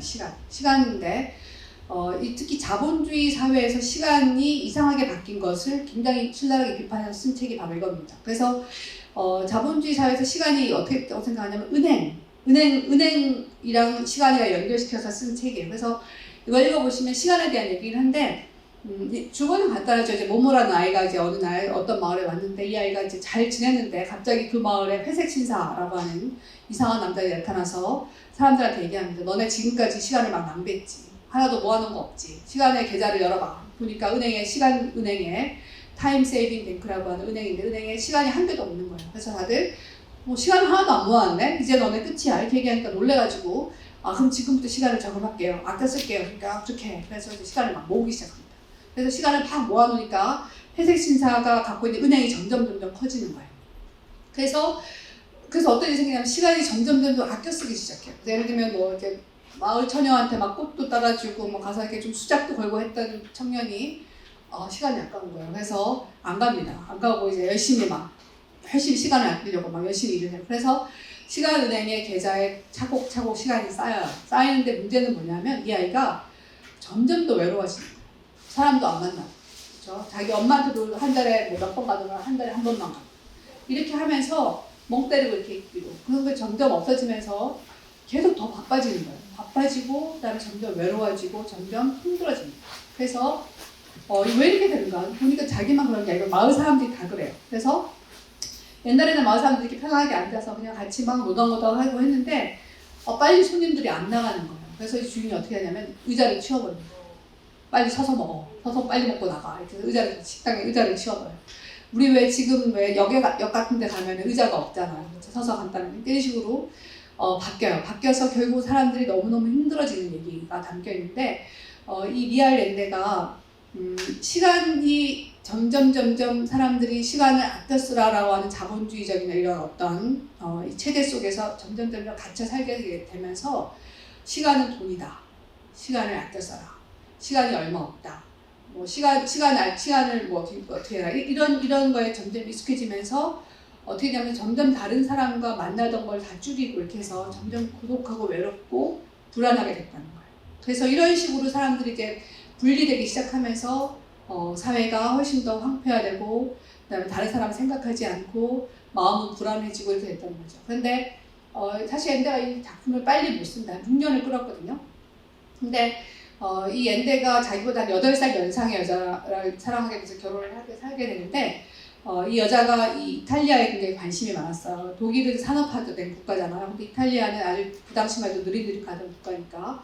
그래서 이탈리아로 이주해서 살게 됩니다. 살게 되면서 이탈리아 가서 이제 느리게 사는 삶을 보면서 자기가 이 독일에서 살았을 때 그 빠른 어떤 산업화된 그 체제를 이게 문제가 있었구나라는 걸 알게 됐죠. 그래서 이제 쓴 작품이 모모인데 그래서 얘가 이제 근데 이게 6년이나 걸렸어. 그 이유가 뭐냐면은 그러면 회색 신사들이 와서 시간을 훔쳐가는 거야. 남의 시간을 다 이렇게 훔쳐가요. 은행에 적어놔라고 해서 그 은행에 적음된 거를 자기네가 막 가져가서 쓰는데 그런데 왜 이 모모의 시간을 못 훔쳐가지? 이걸 논리로 설명할 수 없는 거예요. 그렇죠? 왜 다른 사람의 시간은 다 훔쳐가는데 모모의 시간을 못 훔쳐갈까? 우리 같으면은 놀리고 뭐고 그냥 모모는 원래 못 훔쳐간다고 해. 막 이렇게 하고 할 텐데 옛날에는 또 독일 사람답게 또 굉장히 합리적이잖아. 그러니까 이게 자기도 이해가 안 되니까 그걸 고민한 거예요. 그래서 하다가 어떻게 알게 됐냐면은 모모는 시간을 못 훔쳐가. 왜냐하면 모모는 시간을 세이브해놓지 않기 때문에. 시간을 모아놔야 훔쳐갈 수 있는데 모모는 그냥 하루하루 그날의 현재를 살 뿐이에요. 미래를 생각하고 살지도 않고 과거를 막 하지도 않고 그러니까 나 오늘 그냥 하루 나한테 주어진 시간을 내 마음대로 쓰면서 그냥 사는 거예요. 적응을 안 해요. 그러니까 적응을 해야 가져가는데 적응을 안 하기 때문에 못 가져갑니다. 이렇게 요 논리를 딱 발견하고 그래 시간을 사람들이 아껴 써서 모아두면 저금을 하면 이거 누가 홀라당 가져간다 라는 은행 개념을 생각해서 이 작품을 완성합니다. 그래서 아주 이 작품을 쓰고 이제 그 엔데가 쓴 에세이 같은 거 읽어보면요 은행에 대해서 굉장히 신랄하게 비판해요. 우리도 이제 돈이 생기면 은행에 가서 홀라당 넣잖아요. 그렇죠? 여기 돈 생기면은 그냥 쓰시는 분이 별로 안 계시죠. 생기면 저금해야지. 생기면 이거 뭐 사야지 이렇게 갖다 놓습니다. 근데 그 돈이 어디로 가는지 모르잖아요. 여러분 자기가 은행에 갖다 맡긴 돈이 어디로 가는지 아세요? 우리 모릅니다. 그렇죠? 그렇죠. 대출을 해주죠. 그러면 은행은 이자를 많이 주는 데는 다 대출을 해줍니다. 그게 악덕 기업이든 좋은 기업이든 자연을 파괴하는 기업이든 예를 들면 약자를 괴롭히는 기업이든 상관하지 않아요. 그냥 다 대출해줍니다. 이자만 많이 주면. 그러니까 우리가 그렇게 소중한 시간을 아껴가지고 다 모아놓으면은 그 시간이 나를 위해서 쓰여지지가 않아요. 그냥 어디로 흘러가는지 모르지만 그 타임 세이빙 뱅크, 시간 저축은행에서 회색 신사들이 자기네가 마음대로 그냥 쓸 뿐이에요. 그거랑 똑같다고 생각을 한 거죠. 그래서 우리가 이게 미래를 생각한다는 건 뭐냐면요. 미래를 생각한다는 건 삶의 노예가 되는 겁니다. 그러니까 영어가 라틴어의 카르페 디엠이라는 말이 있잖아요. 그쵸? 시간 현재를 즐겨라는 뜻인데 그 의미가 뭐냐면은 우리가 이제 보통 앉아서 그런 생각을 합니다. 저도 그런 생각 많이 하는데 내가 뭐 5년 뒤에 뭘 하려면 돈을 얼마나 모아야겠어. 그쵸? 내가 10년 뒤에 뭘 하려면 또 돈을 얼마나 모아야겠어. 그리고 내가 뭐 은퇴해서 살려면 또 얼마가 있어야겠어. 이런 식으로 자꾸 생각을 하고 모읍니다. 그쵸? 그야말로 개미가 뭐 모으듯이 이렇게 차곡차곡 모으려고 해요. 근데 한번 생각해 보세요. 우리한테 미래가 있어요, 없어요? 미래가 없어요. 우리는 사실 미래가 없습니다. 그냥 오로지 우리한테는 현재만 있을 뿐이에요. 미래를 자꾸 생각한다는 건 뭐냐면은 내가 그 시간의 노예가 되는 겁니다. 내가 이렇게 해서 이렇게 모아야지. 이렇게 해서 이걸 해야지. 그러려면 여기를 지금 전략해야 돼. 여기를 어떻게 해야 돼. 이렇게 되는 거예요. 그러니까 자꾸 미래를 생각하다 보면은 현재를 자꾸 축소하게 될 수밖에 없어요. 그리고 미래를 더 좋은 걸로 생각하기 때문에 현재에 대해서는 뭐냐면 항상 불만이 있어요. 그러니까 내가 예를 들어 5년 뒤에 집을 사야 되는데 생각하면 지금 집이 없는 나 자신이 초라해 보입니다. 그렇죠. 내가 예를 들어 10년 뒤에 크루즈 유람선을 타야지 생각하면 지금 못하는 내가 지금 못하고 있어 이렇게 생각합니다. 그러니까 그렇게 자꾸 미래를 생각하다 보면은 우리가 시간의 노예가 되고 현재를 자꾸 현재를 아껴 쓰게 돼요. 그런데 이 엔데가 뭐뭐에서 한 얘기는 뭐냐면 우리에게 실제로 있는 건 현재밖에 없다는 거예요. 왜냐하면 미래는 알 수 없기 때문에. 인간이 알 수 없는 유일한 것이 뭐예요? 미래를 알 수 없습니다. 여러분 자기 미래를 알아요? 모르잖아요. 그렇죠? 그러니까 우리가 내일 하지만 사실은 내일은 오지 않을 수도 있는 거예요. 그러니까 우리가 알 수 있는 건 오로지 현재밖에 없기 때문에 그래서 현재를 사는 게 굉장히 중요한데 이 모모는 바로 현재를 사는 거예요. 이게 누구냐면 아이들이. 여러분 아이들이 놀 때 예를 들면 아이들이 자기들끼리 너 우리 이렇게 놀면은 우리 5년 뒤에 망해 이렇게 얘기하는 아이들 없죠. 그냥 그날 하루가 즐거울 뿐이에요. 그렇죠? 근데 그렇게 즐거운 그 하루하루를 충실하게 보내는 게 엔데가 볼 때는 삶을 진짜 풍요롭게 사는 거예요. 그러니까 자꾸 미래를 생각하고 과거를 집착하고 하지 말고 그냥 오늘 하루하루를 풍요롭고 행복하게 사는 거. 하고 싶은 거 다 하는 거. 오늘 친구를 만나고 싶다면 만나고 차를 마시고 싶다면 마시고 어디를 가고 싶다면 가고 이렇게 사는 것이 삶을 풍요롭게 사는 거지. 어디 가야 되는데 시간 아껴야 돼. 다음에 가자. 뭐 누구 만나야 되는데 안 돼. 돈 쓰면 안 돼. 아끼자. 이렇게 하면은 그 미래는 오지 않을 수도 있기 때문에 우리의 현재가 굉장히 쭈그러진다. 그러니까 쭈그러진 현재를 계속해서 살게 됩니다. 오늘도 쭈그러들고 내일도 쭈그러들고 계속. 그래서 결국은 마지막 순간에 가면 어떻게 되냐? 내가 잘못 살았다. 후회를 하는 거죠. 내가 이렇게 살지 말걸. 그러니까 그냥 하고 싶은 거 다 하고 살걸. 내가 왜 이렇게 살았을까라고 대부분 후회를 하게 됩니다.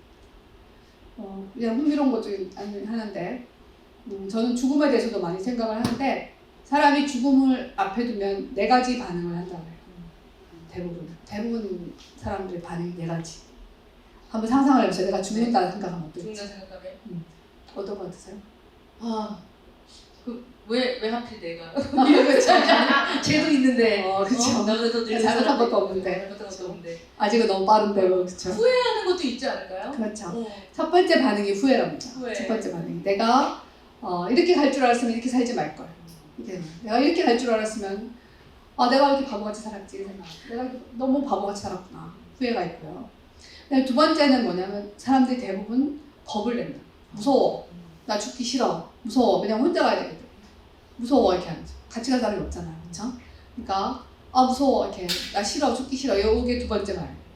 세 번째 반응은 뭐냐면은 이제 대부분 이제 요 경지까지는 못 가고 1번 2번에서 끝나는데 세 번째는 뭐 괜찮아 뭐 그냥 뭐 그런 대로 괜찮았어 이렇게 그냥 갈게 뭐 이렇게 해서 대부분 이제 나이 드신 분들 중에 그냥 뭐 때가 됐다 그냥 간다 이렇게 하고. 근데 이제 요 경지까지는 인간이 노력하면 어느 정도 갈 수 있는. 네 번째 경지는 어렵습니다. 뭘까요? 네 네 번째 번째. 경지 뭘까요? 맞추실 분께 저희 또 책을 또 선물로 드려볼까요? 한번 상상을 좀 돌려보죠. 이 책 맨 마지막에 소로 편에 있습니다. 아. 네 번째. 뭘까요?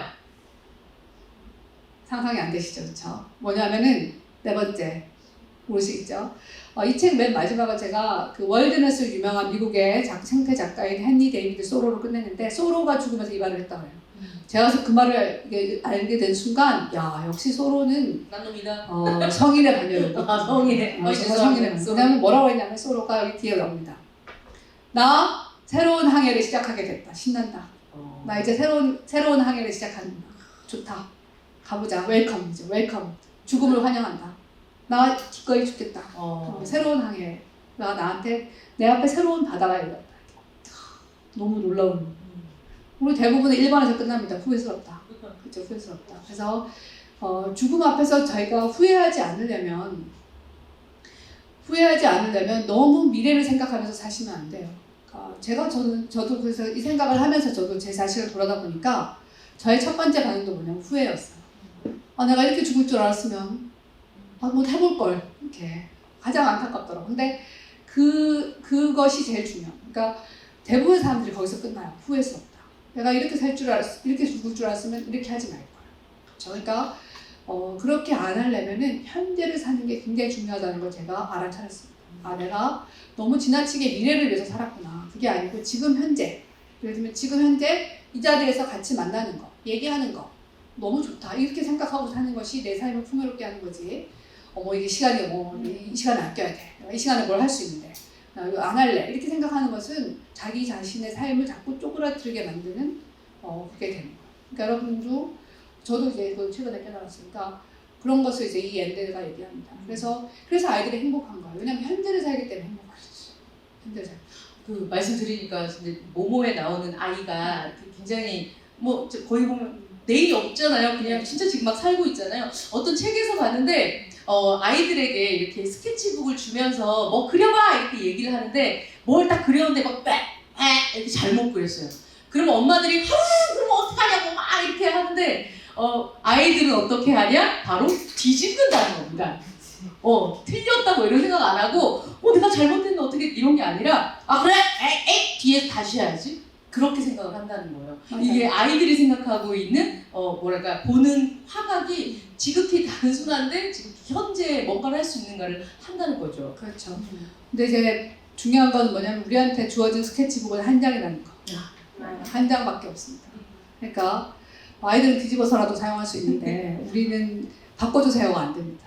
제가 잘못 그린 것 같은데 바꿔주세요. 종이 한 장만 더 주세요가 안 되죠. 그렇죠? 그러니까 여러분의 인생의 스케치북은 딱 한 장이고 그 한 장에 여러분이 마음에 들게 그렸건 내 마음에 차지 않게 그렸건 그거는 전부 여러분의 마음에 달려 있습니다. 그래서 내가 그냥 현재를 풍요롭게 살고 오늘 하루도 좋았어. 오늘 하루 만나고 싶은 사람 다 만났고 내가 얘기하고 싶은 거 다 얘기했고 가고 싶은 데 갔어 라고 하면 그 하루하루가 풍요롭게 이어지는 겁니다. 근데 그렇다면 여러분이 바로 내일 죽게 됐을 때 내가 이렇게 그냥 허망하게 갈 줄 알았으면 그때 그걸 할 걸 이렇게 될 수가 있습니다. 그러니까 현재를 사는 것이 이게 돌을 닦는 거예요. 현재를 사는 게 정말 돌을 닦는 거예요. 미래를 생각하는 게 우리가 이렇게 뭔가 이렇게 굉장히 엄청난 계획이 필요하고 뭔가 이렇게 훌륭한 사람만 할 수 있는 거라고 생각하시잖아요. 아주 뛰어난 사람들만 미래를 막 준비하는 것처럼 생각하시잖아요. 아니에요. 미래를 준비하는 건 모든 사람이 불안감을 느끼는 사람은 다 미래를 준비합니다. 그런데 실제로 현재를 사는 게 이게 돌을 닦는 거예요. 아이들처럼 살아야만 현재를 살 수가 있어요. 물론 지금의 아이들은 미래를 위해 삽니다. 네, 그래서 초등학교 때 이미 중학교 거 배우고 중학교 때 대학교 거 배우고 이렇게 이러죠. 그러니까 미래를 위해 사는 거예요. 그러니까 그렇게 되면 삶이 불행해집니다. 그래서 인생의 가장 중요한 건 뭐냐면 제가 생각하는 거는 삶이라는 거는 누구나 자기한테 주어진 한 장의 스케치북을 그리는 거예요. 한 장의 스케치북을 그리는데 가장 중요한 건 뭐냐면 스케치북을 밋밋하게 그리는 사람도 있습니다.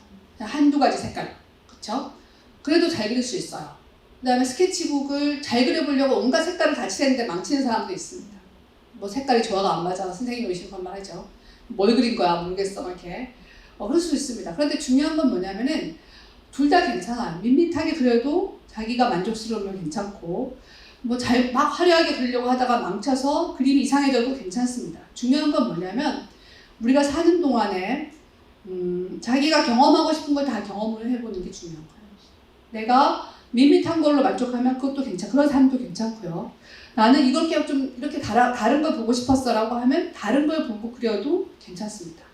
중요한 건 뭐냐면 자기가 경험해보고 싶었던 것을 다 경험하고 가는 게 중요한 거예요. 좋은 것이든 나쁜 것이든. 나쁜 경험은 나쁘고 좋은 경험만 경험하겠다는 그게 좋은 삶이 아니고요. 나는 그냥 행복하게 살고 싶어. 그래서 나쁜 거 하나도 안 하고 그냥 아주 행복하게 들떠서 살고 싶어. 이게 좋은 삶이 아니고요. 좋은 삶은 뭐냐면은 자기가 경험해보고 싶은 걸 다 경험하고 가는 삶이 좋은 삶이에요. 그거를 우리가 하기가 어려워요.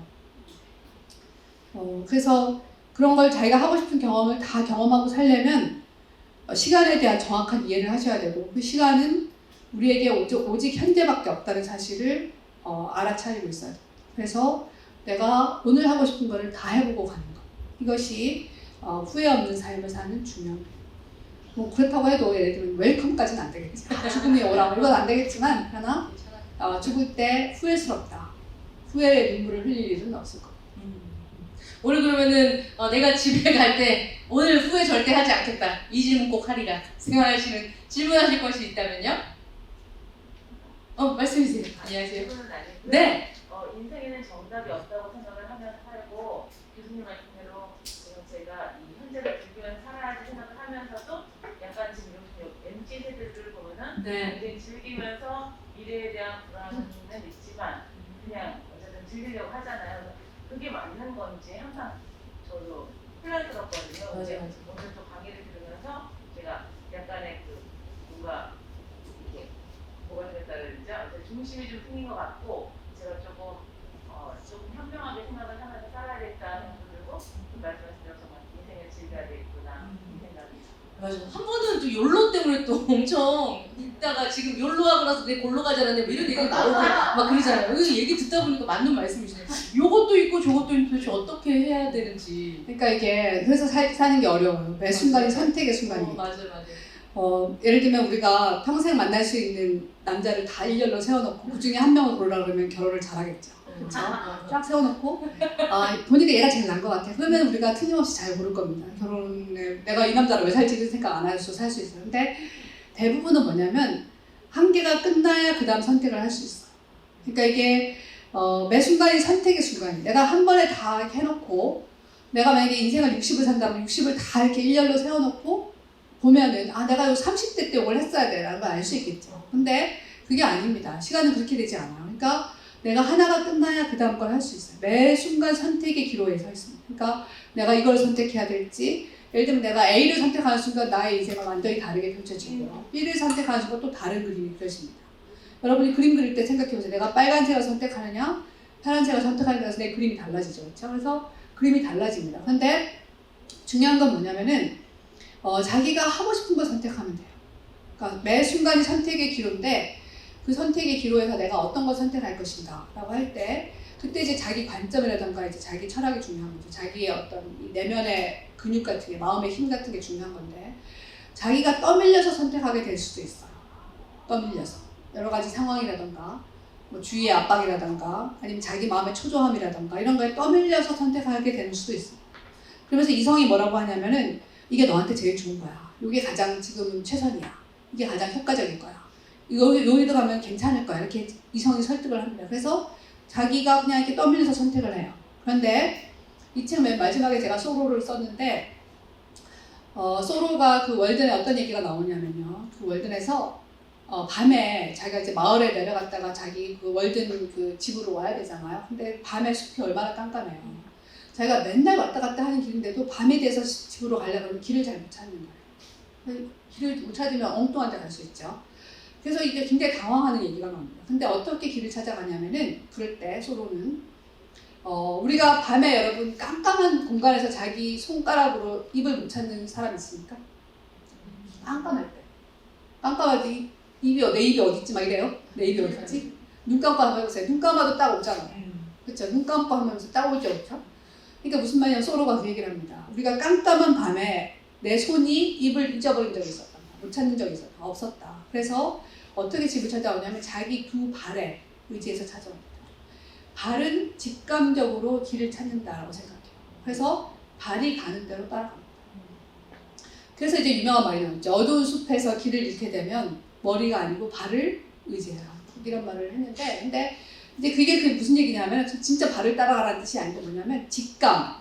그쵸, 직감. 우리가 왜 직감적으로 이 사람은 뭔가 좀 이상해. 안 맞는 거 있어요. 그쵸? 직감, 느낌. 뭐 예를 들면 상상력 이런 식이에요. 그러니까 우리가 이성의 어떤 교육받은 훈련받은 그런 것이 아니라 우리가 동물로서 가지고 있는 본능적인 힘을 갖고 있어요. 본능적인 야성.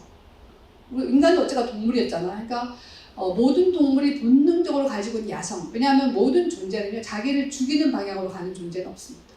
본능이라는 건 뭐냐면 살려고 하는 본능이지 죽으려고 하는 본능 들어보셨어요? 못 들어봤죠? 그렇죠? 왜 이렇게 살려고 하는 본능이 강해 이렇게 얘기하지?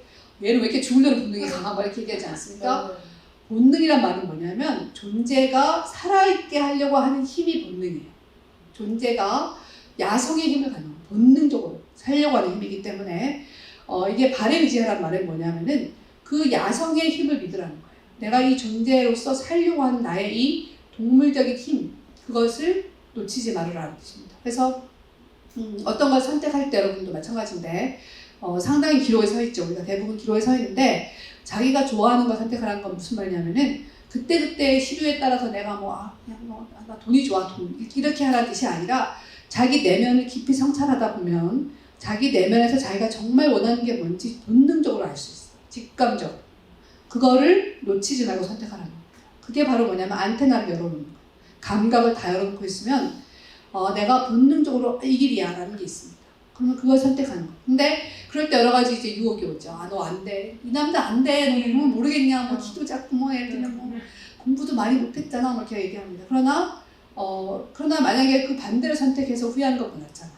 그렇죠? 그러니까 우리가 이제 인생에서 선택을 해야 되는데 그래서 사는 게 어렵습니다. 왜냐하면 그 선택에는 항상 책임이 따르기 때문에 자기가 책임을 져야 돼요. 그러니까 어떤 걸 선택할까 항상 주저주저 하게 되죠. 그렇죠? 주저주저 해서 떠밀려서 선택하면 안 되고 그러면 이제 나중에 죽을 때 후회하게 됩니다. 그렇게 하지 말고 항상 나의 이 야성적인 본능을 키워서 그 본능의 힘으로 내가 딱 선택을 해야 됩니다. 여러분 이렇게 사자가 사냥할 때 주저주저합니다. 요거 저거 뭐 이렇게 하면 사냥을 할 수 있어요? 못해요? 못합니다. 그러니까 본능적으로 어느 놈이 약한지 탁 집어서 걔만 공격하잖아요. 그게 이제 야생의 힘인데 저는 우리한테도 그런 감각이 있을 거라고 생각해요. 그러니까 그거를 딱 갖고 계시다가 딱 하면 됩니다. 그렇죠. 원래 그 얘기 하잖아요. 인생은 B와 D 사이에 C다. 벌스와 데드 사이에서 초이스다. 이렇게 얘기를 하는 게 있는데 맞아. 이제 욜로에서 골로 갈 뻔했기 때문에 지금은 이제 돈 하나씩 2만 원씩 모으고 있어요. 어쨌건 뭐 하나 하고 나면 경험들이 다음을 또 열어주는 것 같아요. 교수님 말씀이 그 말이 진짜 좋네요. 오늘 했을 때 이거를 마무리를 해야 다른 기회가 또 열린다. 그렇죠. 네. 이게 또 요 말이랑 비슷한 것 같아요. 다른 날을 여는 9개의 상상력이라는 이 소재가 네. 고맙습니다. 질문 덕분에 또 저희 같이 또 얘기를 했어요. 감사합니다. 생각보다. 마지막. 네, 선생님 말씀해 주세요. 오늘 선생님의 프렌드십하고 짐을 죽여라 좋은 강의 들었습니다. 네, 거기서 하나 느끼는 것은 아까 요로도 말씀하셨지만 가장 인생 중간 자기를 사랑하고 자기를 좋아하는 걸 해야 되거든요. 좋아하는 걸 하고 싶으면은 자기가 꿈이 있어야 돼요. 견제 못하기 때문에 꿈을 갖고 노력하는 것도 정말 즐거운 거거든요. 지금 아까 내가 하고 싶은데 난 전 세계 오케스트라를 돈이 가서 한 데를 보고 싶은데 돈이 없어. 그럼 난 그런 걸 하기 위해서 좀 노력해서 돈 좀 벌어야 돼. 꿈을 이루는 거거든요.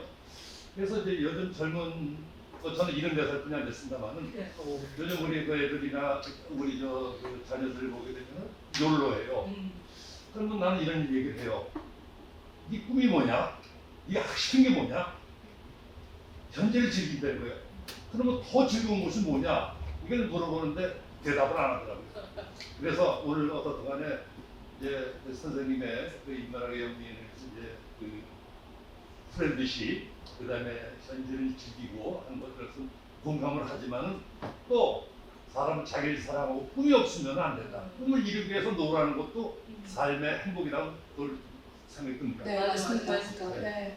사실 이제 모든 사람들이 꿈을 갖고 살고 있죠. 그러니까 제가 이제 드리고 싶은 말씀은 뭐냐면은, 그러니까 꿈을 추구하지 말라거나 꿈이 뭐 거하다 하는 게 아니라 자기 꿈을 이룩하기 위해서 계속 우리가 노력하면서 살아야 됩니다. 자기가 가고 싶은 길이 있을 거 아니에요. 그 길을 가고 거기서 자기가 원하는 바를 얻기 위해서 굉장히 노력을 많이 해야 되죠. 근데 그 노력을 하면서 동시에 뭘 또 알고 계셔야 되냐면, 알아채고 있어야 되면, 이 모든 노력을 해서 내가 이제 나만의 뭔가를 쌓죠. 그렇죠? 나만의 뭔가를 쌓는데 그 많은 내가 쌓는 그것이 한순간에 텅 빈 것이 될 수 있다는 사실도 알아차리면서 쌓아야 된다는 거예요. 네, 그러니까 내가 막 예를 들면 뭐 하고 싶은 게 있어요. 그래서 내가 뭐 예를 들면 책을 내고 싶다, 뭐 유명해지고 싶다, 뭐 예를 들면 뭘 하고 싶다 막 합니다. 그래서 굉장히 노력을 해야 돼요. 노력하는 거 중요해요. 그리고 그걸 이루어야 되지만, 그러나 동시에 뭐도 알고 있어야 되냐면은, 그러나 이 모든 것이 사실은 모래성일 수도 있다 라는 것을 알면서 가야 된다는 거죠. 저는 생각합니다. 그러니까 예를 들면 우리가 바닷가에 앉아서 성을 쌓잖아요. 모래로 성을 쌓는데 우리가 굉장히 견고하다고 생각하면서 성을 쌓습니다. 하나씩 시간 위에 성을 쌓으니까. 내가 그래 요거 했어. 내가 대학을 나왔어. 대학원을 갔어. 취직을 했어. 결혼도 했네. 다 이렇게 성을 쌓습니다. 나는 상당히 견고하게 잘 쌓고 있는 것 같아 라고 하지만, 그러나 그 견고해 보이는 그것이 어느 한순간에 모래성이 될 수도 있어요. 그거를 알면서 가는 게 중요하다고 생각해요. 그러니까 하지 말라는 것이 아니라 이걸 해야죠. 당연히 해야 되는데, 저도 굉장히 노력하고 살고 있거든요. 그러니까 하는데, 그러나 동시에 알아차려야 될 것은 뭐냐면은, 그러나 이것이 내가 이렇게 쌓는다고 해서 이것이 정말 쌓여질 수 있는 것은 아닐 수도 있다 라는 것을 알고 가는 것은 생각보다 여러분 모든 게 모래성으로 무너집니다. 그러니까 얼마든지 견고해 보이는 것이 그냥 하루아침에 견고하지 않은 걸로 판명날 수가 있어요. 그러니까 그럴 수도 있다는 것을 이해하는 게 제가 볼 때는 인문학적인 성찰이랍니다. 그러니까 그냥 열심히 쌓아가는 것, 꿈을 이뤄가는 것이 뭐 어떻게 보면 자연과학이나 사회과학의 그거라면, 인문학의 성찰이란 건 뭐냐면, 열심히 쌓지만 그러나 이것이 동시에 그냥 공일 수도 있다는 거, 텅 빈 상태가 될 수도 있다는 거. 불교에서 색즉시공 얘기하잖아요. 그러니까 색을 내가 열심히 추구하지만 이 세상에서의 현세에서의 어떤 걸 열심히 삶을 살지만, 그러나 이 현세에서 삶이 동시에 공이 될 수도 있다는 사실을 알아차리고 있는 것. 이것이 제가 볼 때는 이제 진짜 후회하지 않은 삶을 사는. 그러니까 내가 열심히 하지만 그러나 그래도 열심히 했는데 이게 어느 순간 무너지면 얼마나 허망하겠어요. 그렇죠? 그러면 자기가 같이 무너지게 되는 거죠. 그러니까 그러지 않으려면 내가 열심히 하지만 그냥 그것으로서 만족할 뿐, 열심히 하는 것으로서 그냥 만족할 뿐, 이것이 견고하게 남아있던, 하루아침에 무너지던 그것은 뭐예요? 나랑 아무 관계가 없다 라고 생각할 수 있는 그런 능력, 그거를 키우는 게 제가 볼 때는 인문학이 해야 될 중요한 일이라고 생각합니다. 자제분께 이 말씀 해주셔도 좋을 것 같아요. 오늘 열심히 살는데 그게 나중에 공이 될 수도 있다 이렇게 얘기해 주시면. 자기를 즐기고 즐겁게 사는 게 재밌다. 어. 저도 책보고에 매일 오후에 와가지고 세계사 역사책을 읽고 있습니다. 아 정말요? 네, 야. 매일 오후에 옵니다. 네. 오늘도 본인을 위해서 이렇게 현재를 살고 계신 선생님을 위해서 박수를 한번 드릴까요? 고맙습니다. 예, 고맙습니다. 네, 또 관심 있으시면 매일 오후 4시에 오시면 될 것 같고요. 선생님 만나고 싶으시면. 네, 선생님. 영어가 해석이 딱 되니까 이걸 읽었을 때, 이 시를 딱 읽었을 때, 어떤 느낌이셨을지. 그러니까 이제 사실 모든 언어는 그 언어만의 아름다움이 있거든요. 그러니까 예를 들면 우리나라도 진달래꽃 같은 시를 영어로 많이 옮겨놓는다고 생각해보세요. 그러면 내가 나보기가 역겨워 이런 거 어떻게 영어로 디스거스팅 사뿐히 지려발고 가시 없어서 뭐. 그러니까 굉장히 우리 모국어기 때문에 우리가 딱 들으면 우리가 알 수 있는 그 느낌이 영어로 옮겨놨을 때는 서양 사람들은 못 느끼겠죠. 그건 마찬가지라고 생각해요. 그러니까 영어도 마찬가지인데 영어로 된 시는 그 자체의 아름다움이 있습니다. 그래서 영어로 읽으면 그 자체가 가지고 있는 이렇게 이런 감정을 어떻게 이렇게 정확하게 잘 표현했지? 라고 할 수 있는 그런 감정과 그런 단어, 그다음에 더구나 시 같은 경우는 이제 라임이라고 해서 이게 운이 맞추는 게 있거든요. 그러니까 운이 딱딱딱 맞는데 그래서 또 상당히 리듬감이 있습니다. 그러니까 리듬감도 있고 운도 맞으면서 정확하게 요 부분을 어떻게 이렇게 묘사했을까라고 하는 그 영어만의 아름다움이 있어요. 그거를 이제 원어로 읽으시면 느낄 수가 있습니다. 그러니까 그게 이제 어떻게 보면 영어 원서를 읽을 때 가장 큰 행복이죠. 그러니까 번역된 것에서 그거를 알 수가 없어요. 그거는 이제 아주 능숙한 번역이라 하더라도 우리 진달래꽃을 아무리 능숙하게 번역해도 그 느낌이 안 오듯이 영어도 그렇습니다. 그래서 이제 사실은 영어로 된 시는 영어로 이제 좀 그 가이드를 받아가면서 읽으면 제일 좋죠. 제일 좋은데 뭐 그게 안 된다면 일단 번역으로라도 읽으면 그 뭐 100%는 아니더라도 한 70% 정도를 읽을 수가 있습니다. 근데 그리고 이제 좋은 시들 뭐 얘기하셨는데 대부분의 시가 다 좋습니다. 영시는 뭐 예이츠 시도 상당히 좋은 시가 많고요. 예이츠 시는 또 뭐 노래로도 불려진 시도 있고요. 그리고 또 예를 들면 저는 이제 윌리엄 워즈워스라는 시인을 좋아하는데 워즈워스 시도 상당히 좋은 아름다운 시들이 많고 또 아까 언급했던 윌리엄 블레이크 같은 시인도 좋고 토마스 하디라고 해서 우리가 테스를 쓴 작가로 알고 있는데 테스를 쓴 이 하디가 원래 소설가기도 했지만 테스를 쓰고 쫄딱 망했어요. 왜냐하면 이제 막 판금이 되고 금서가 되고 막 이러면서 그래서 시인으로 나중에 돌아서거든요. 근데 시인으로 돌아서면서 쓴 시들도 되게 좋은 시가 많아요. 그래서 토마스 하디의 시도 상당히 좋고요. 그 다음에 D.H. 로렌스라고 하는 소설가도 시를 썼는데 이 사람도 시가 상당히 좋고 네, D.H. 로렌스라고 했습니다. 그리고 이제 뭐 굉장히 많습니다. 그래서 제가 사실 이 책에 지금 굉장히 많은 시를 인용하고 있어요. 이렇게 중간중간에 영미의 상당히 기라성 같은 시인들의 시를 인용하고 있는데 이거는 이제 웬델벨이라고 하는 미국 시인이에요. 나이 든 시인인데 웬델벨의 시 중에 이것도 이제 번역을 하니까 사실 이제 그 느낌이 조금 덜 살아나긴 하는데 제가 번역한 거지만 한번 읽어보겠습니다. 이 시는 이제 이 웬델벨이가 생태 이 환경 문제에 굉장히 예민한 사람이어가지고 대학 교수를 하다 때려치우고 고향에 내려가서 농사를 짓고 살았거든요. 근데 농사를 짓고 살면서 이제 미국의 농촌이 파괴돼가는 걸 보는 거예요. 보니까 그게 너무 마음이 아파서 자기가 이제 쓴 시입니다. 네. 웬델 이 사람인데 세상에 대한 절망이 마음속에 자라날 때 나와 우리 아이들의 삶이 어찌 될까 두려워 한밤중 아주 작은 소리에도 눈을 뜨게 될 때 나는 걸어가 몸을 누이네. 야생오리가 물 위에 아름다움을 내려놓고 쉬는 그곳에 큰 외가리가 먹이를 먹는 그곳에 나는 야생 피조물들의 평화 속으로 들어가네. 새들은 슬픔을 앞둘러 생각하며 삶을 괴롭히지 않기에 나는 물의 고요한 존재 속으로도 들어가네. 그리고 느낀다네. 내 머리 위로 낮엔 보이지 않던 별들이 이제 반짝이려고 기다리고 있음을. 세상의 은총 속에 잠시 쉬고 나면 나는 자유로워지네. 라는 시를 썼습니다. 그러니까 충분히 상상할 수 있죠. 자기 아이들이 이렇게 가져가는 내 손주들 괜찮을까?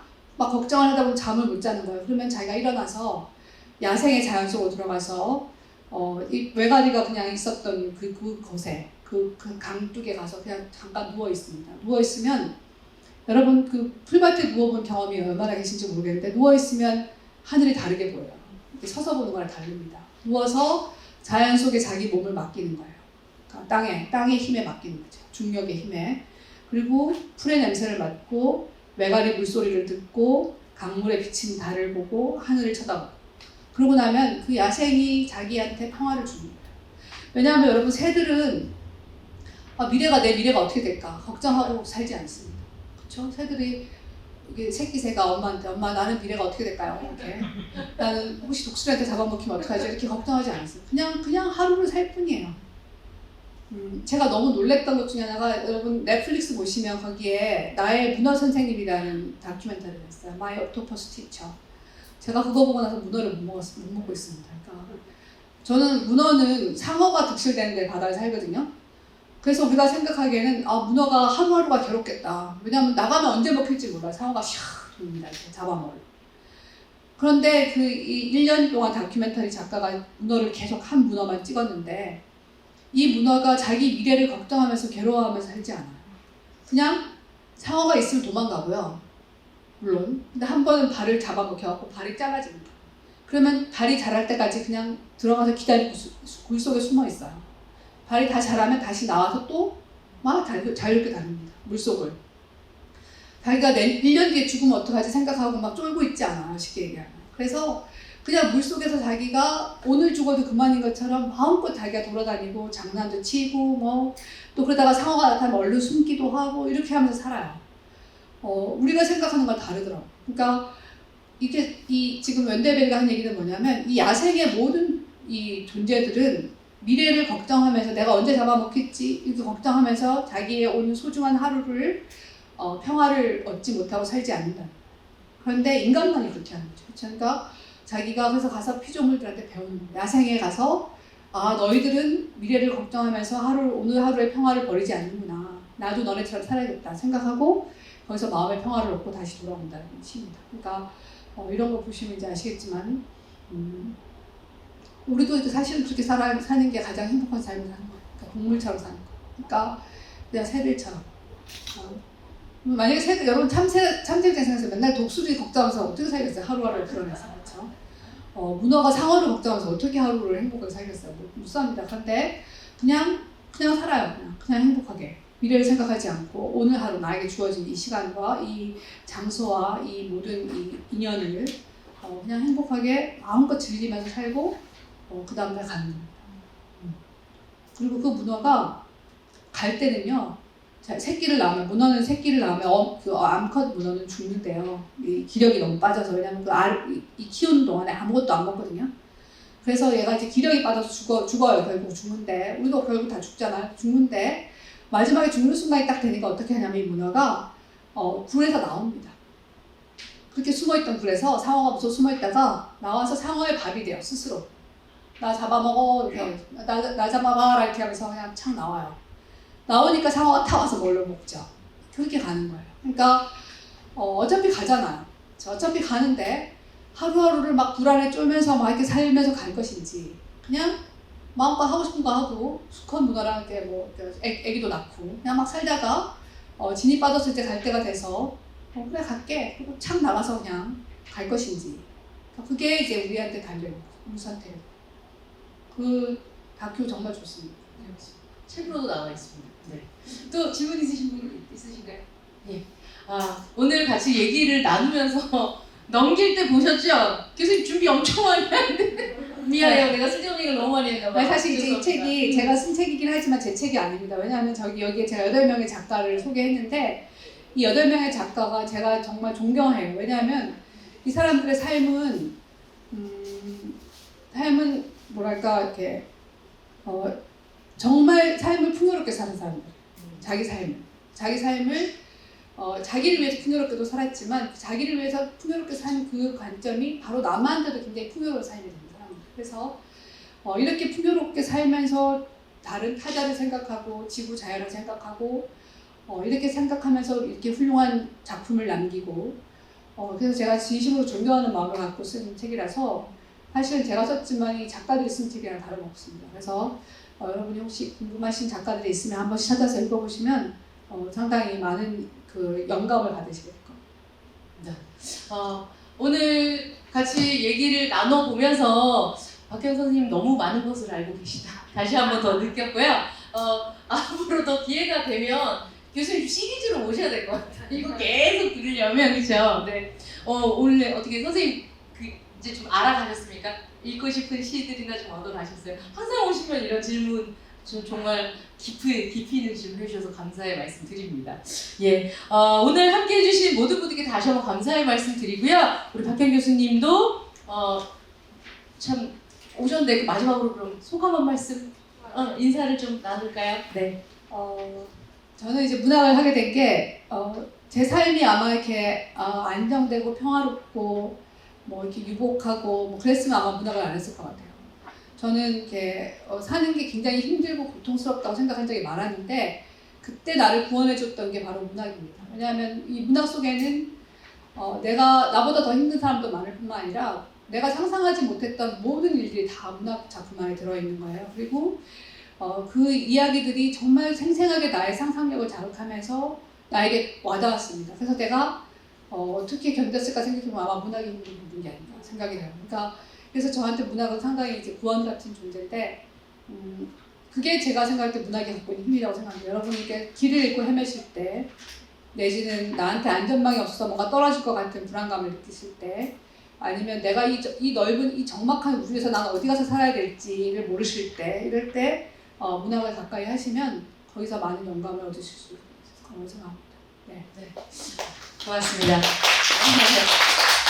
혜영 교수님 말씀해 주신 것처럼 나 오늘 상처받았다 하면 한 발뜯긴 문어처럼 또 이러면서 또 숨어서 있다가 또 한번 활개 치시고 다음 날을 또 일어나서 사시고 위로가 필요하다 그러면 친구를 만나서 또 프렌드십 그죠? 예.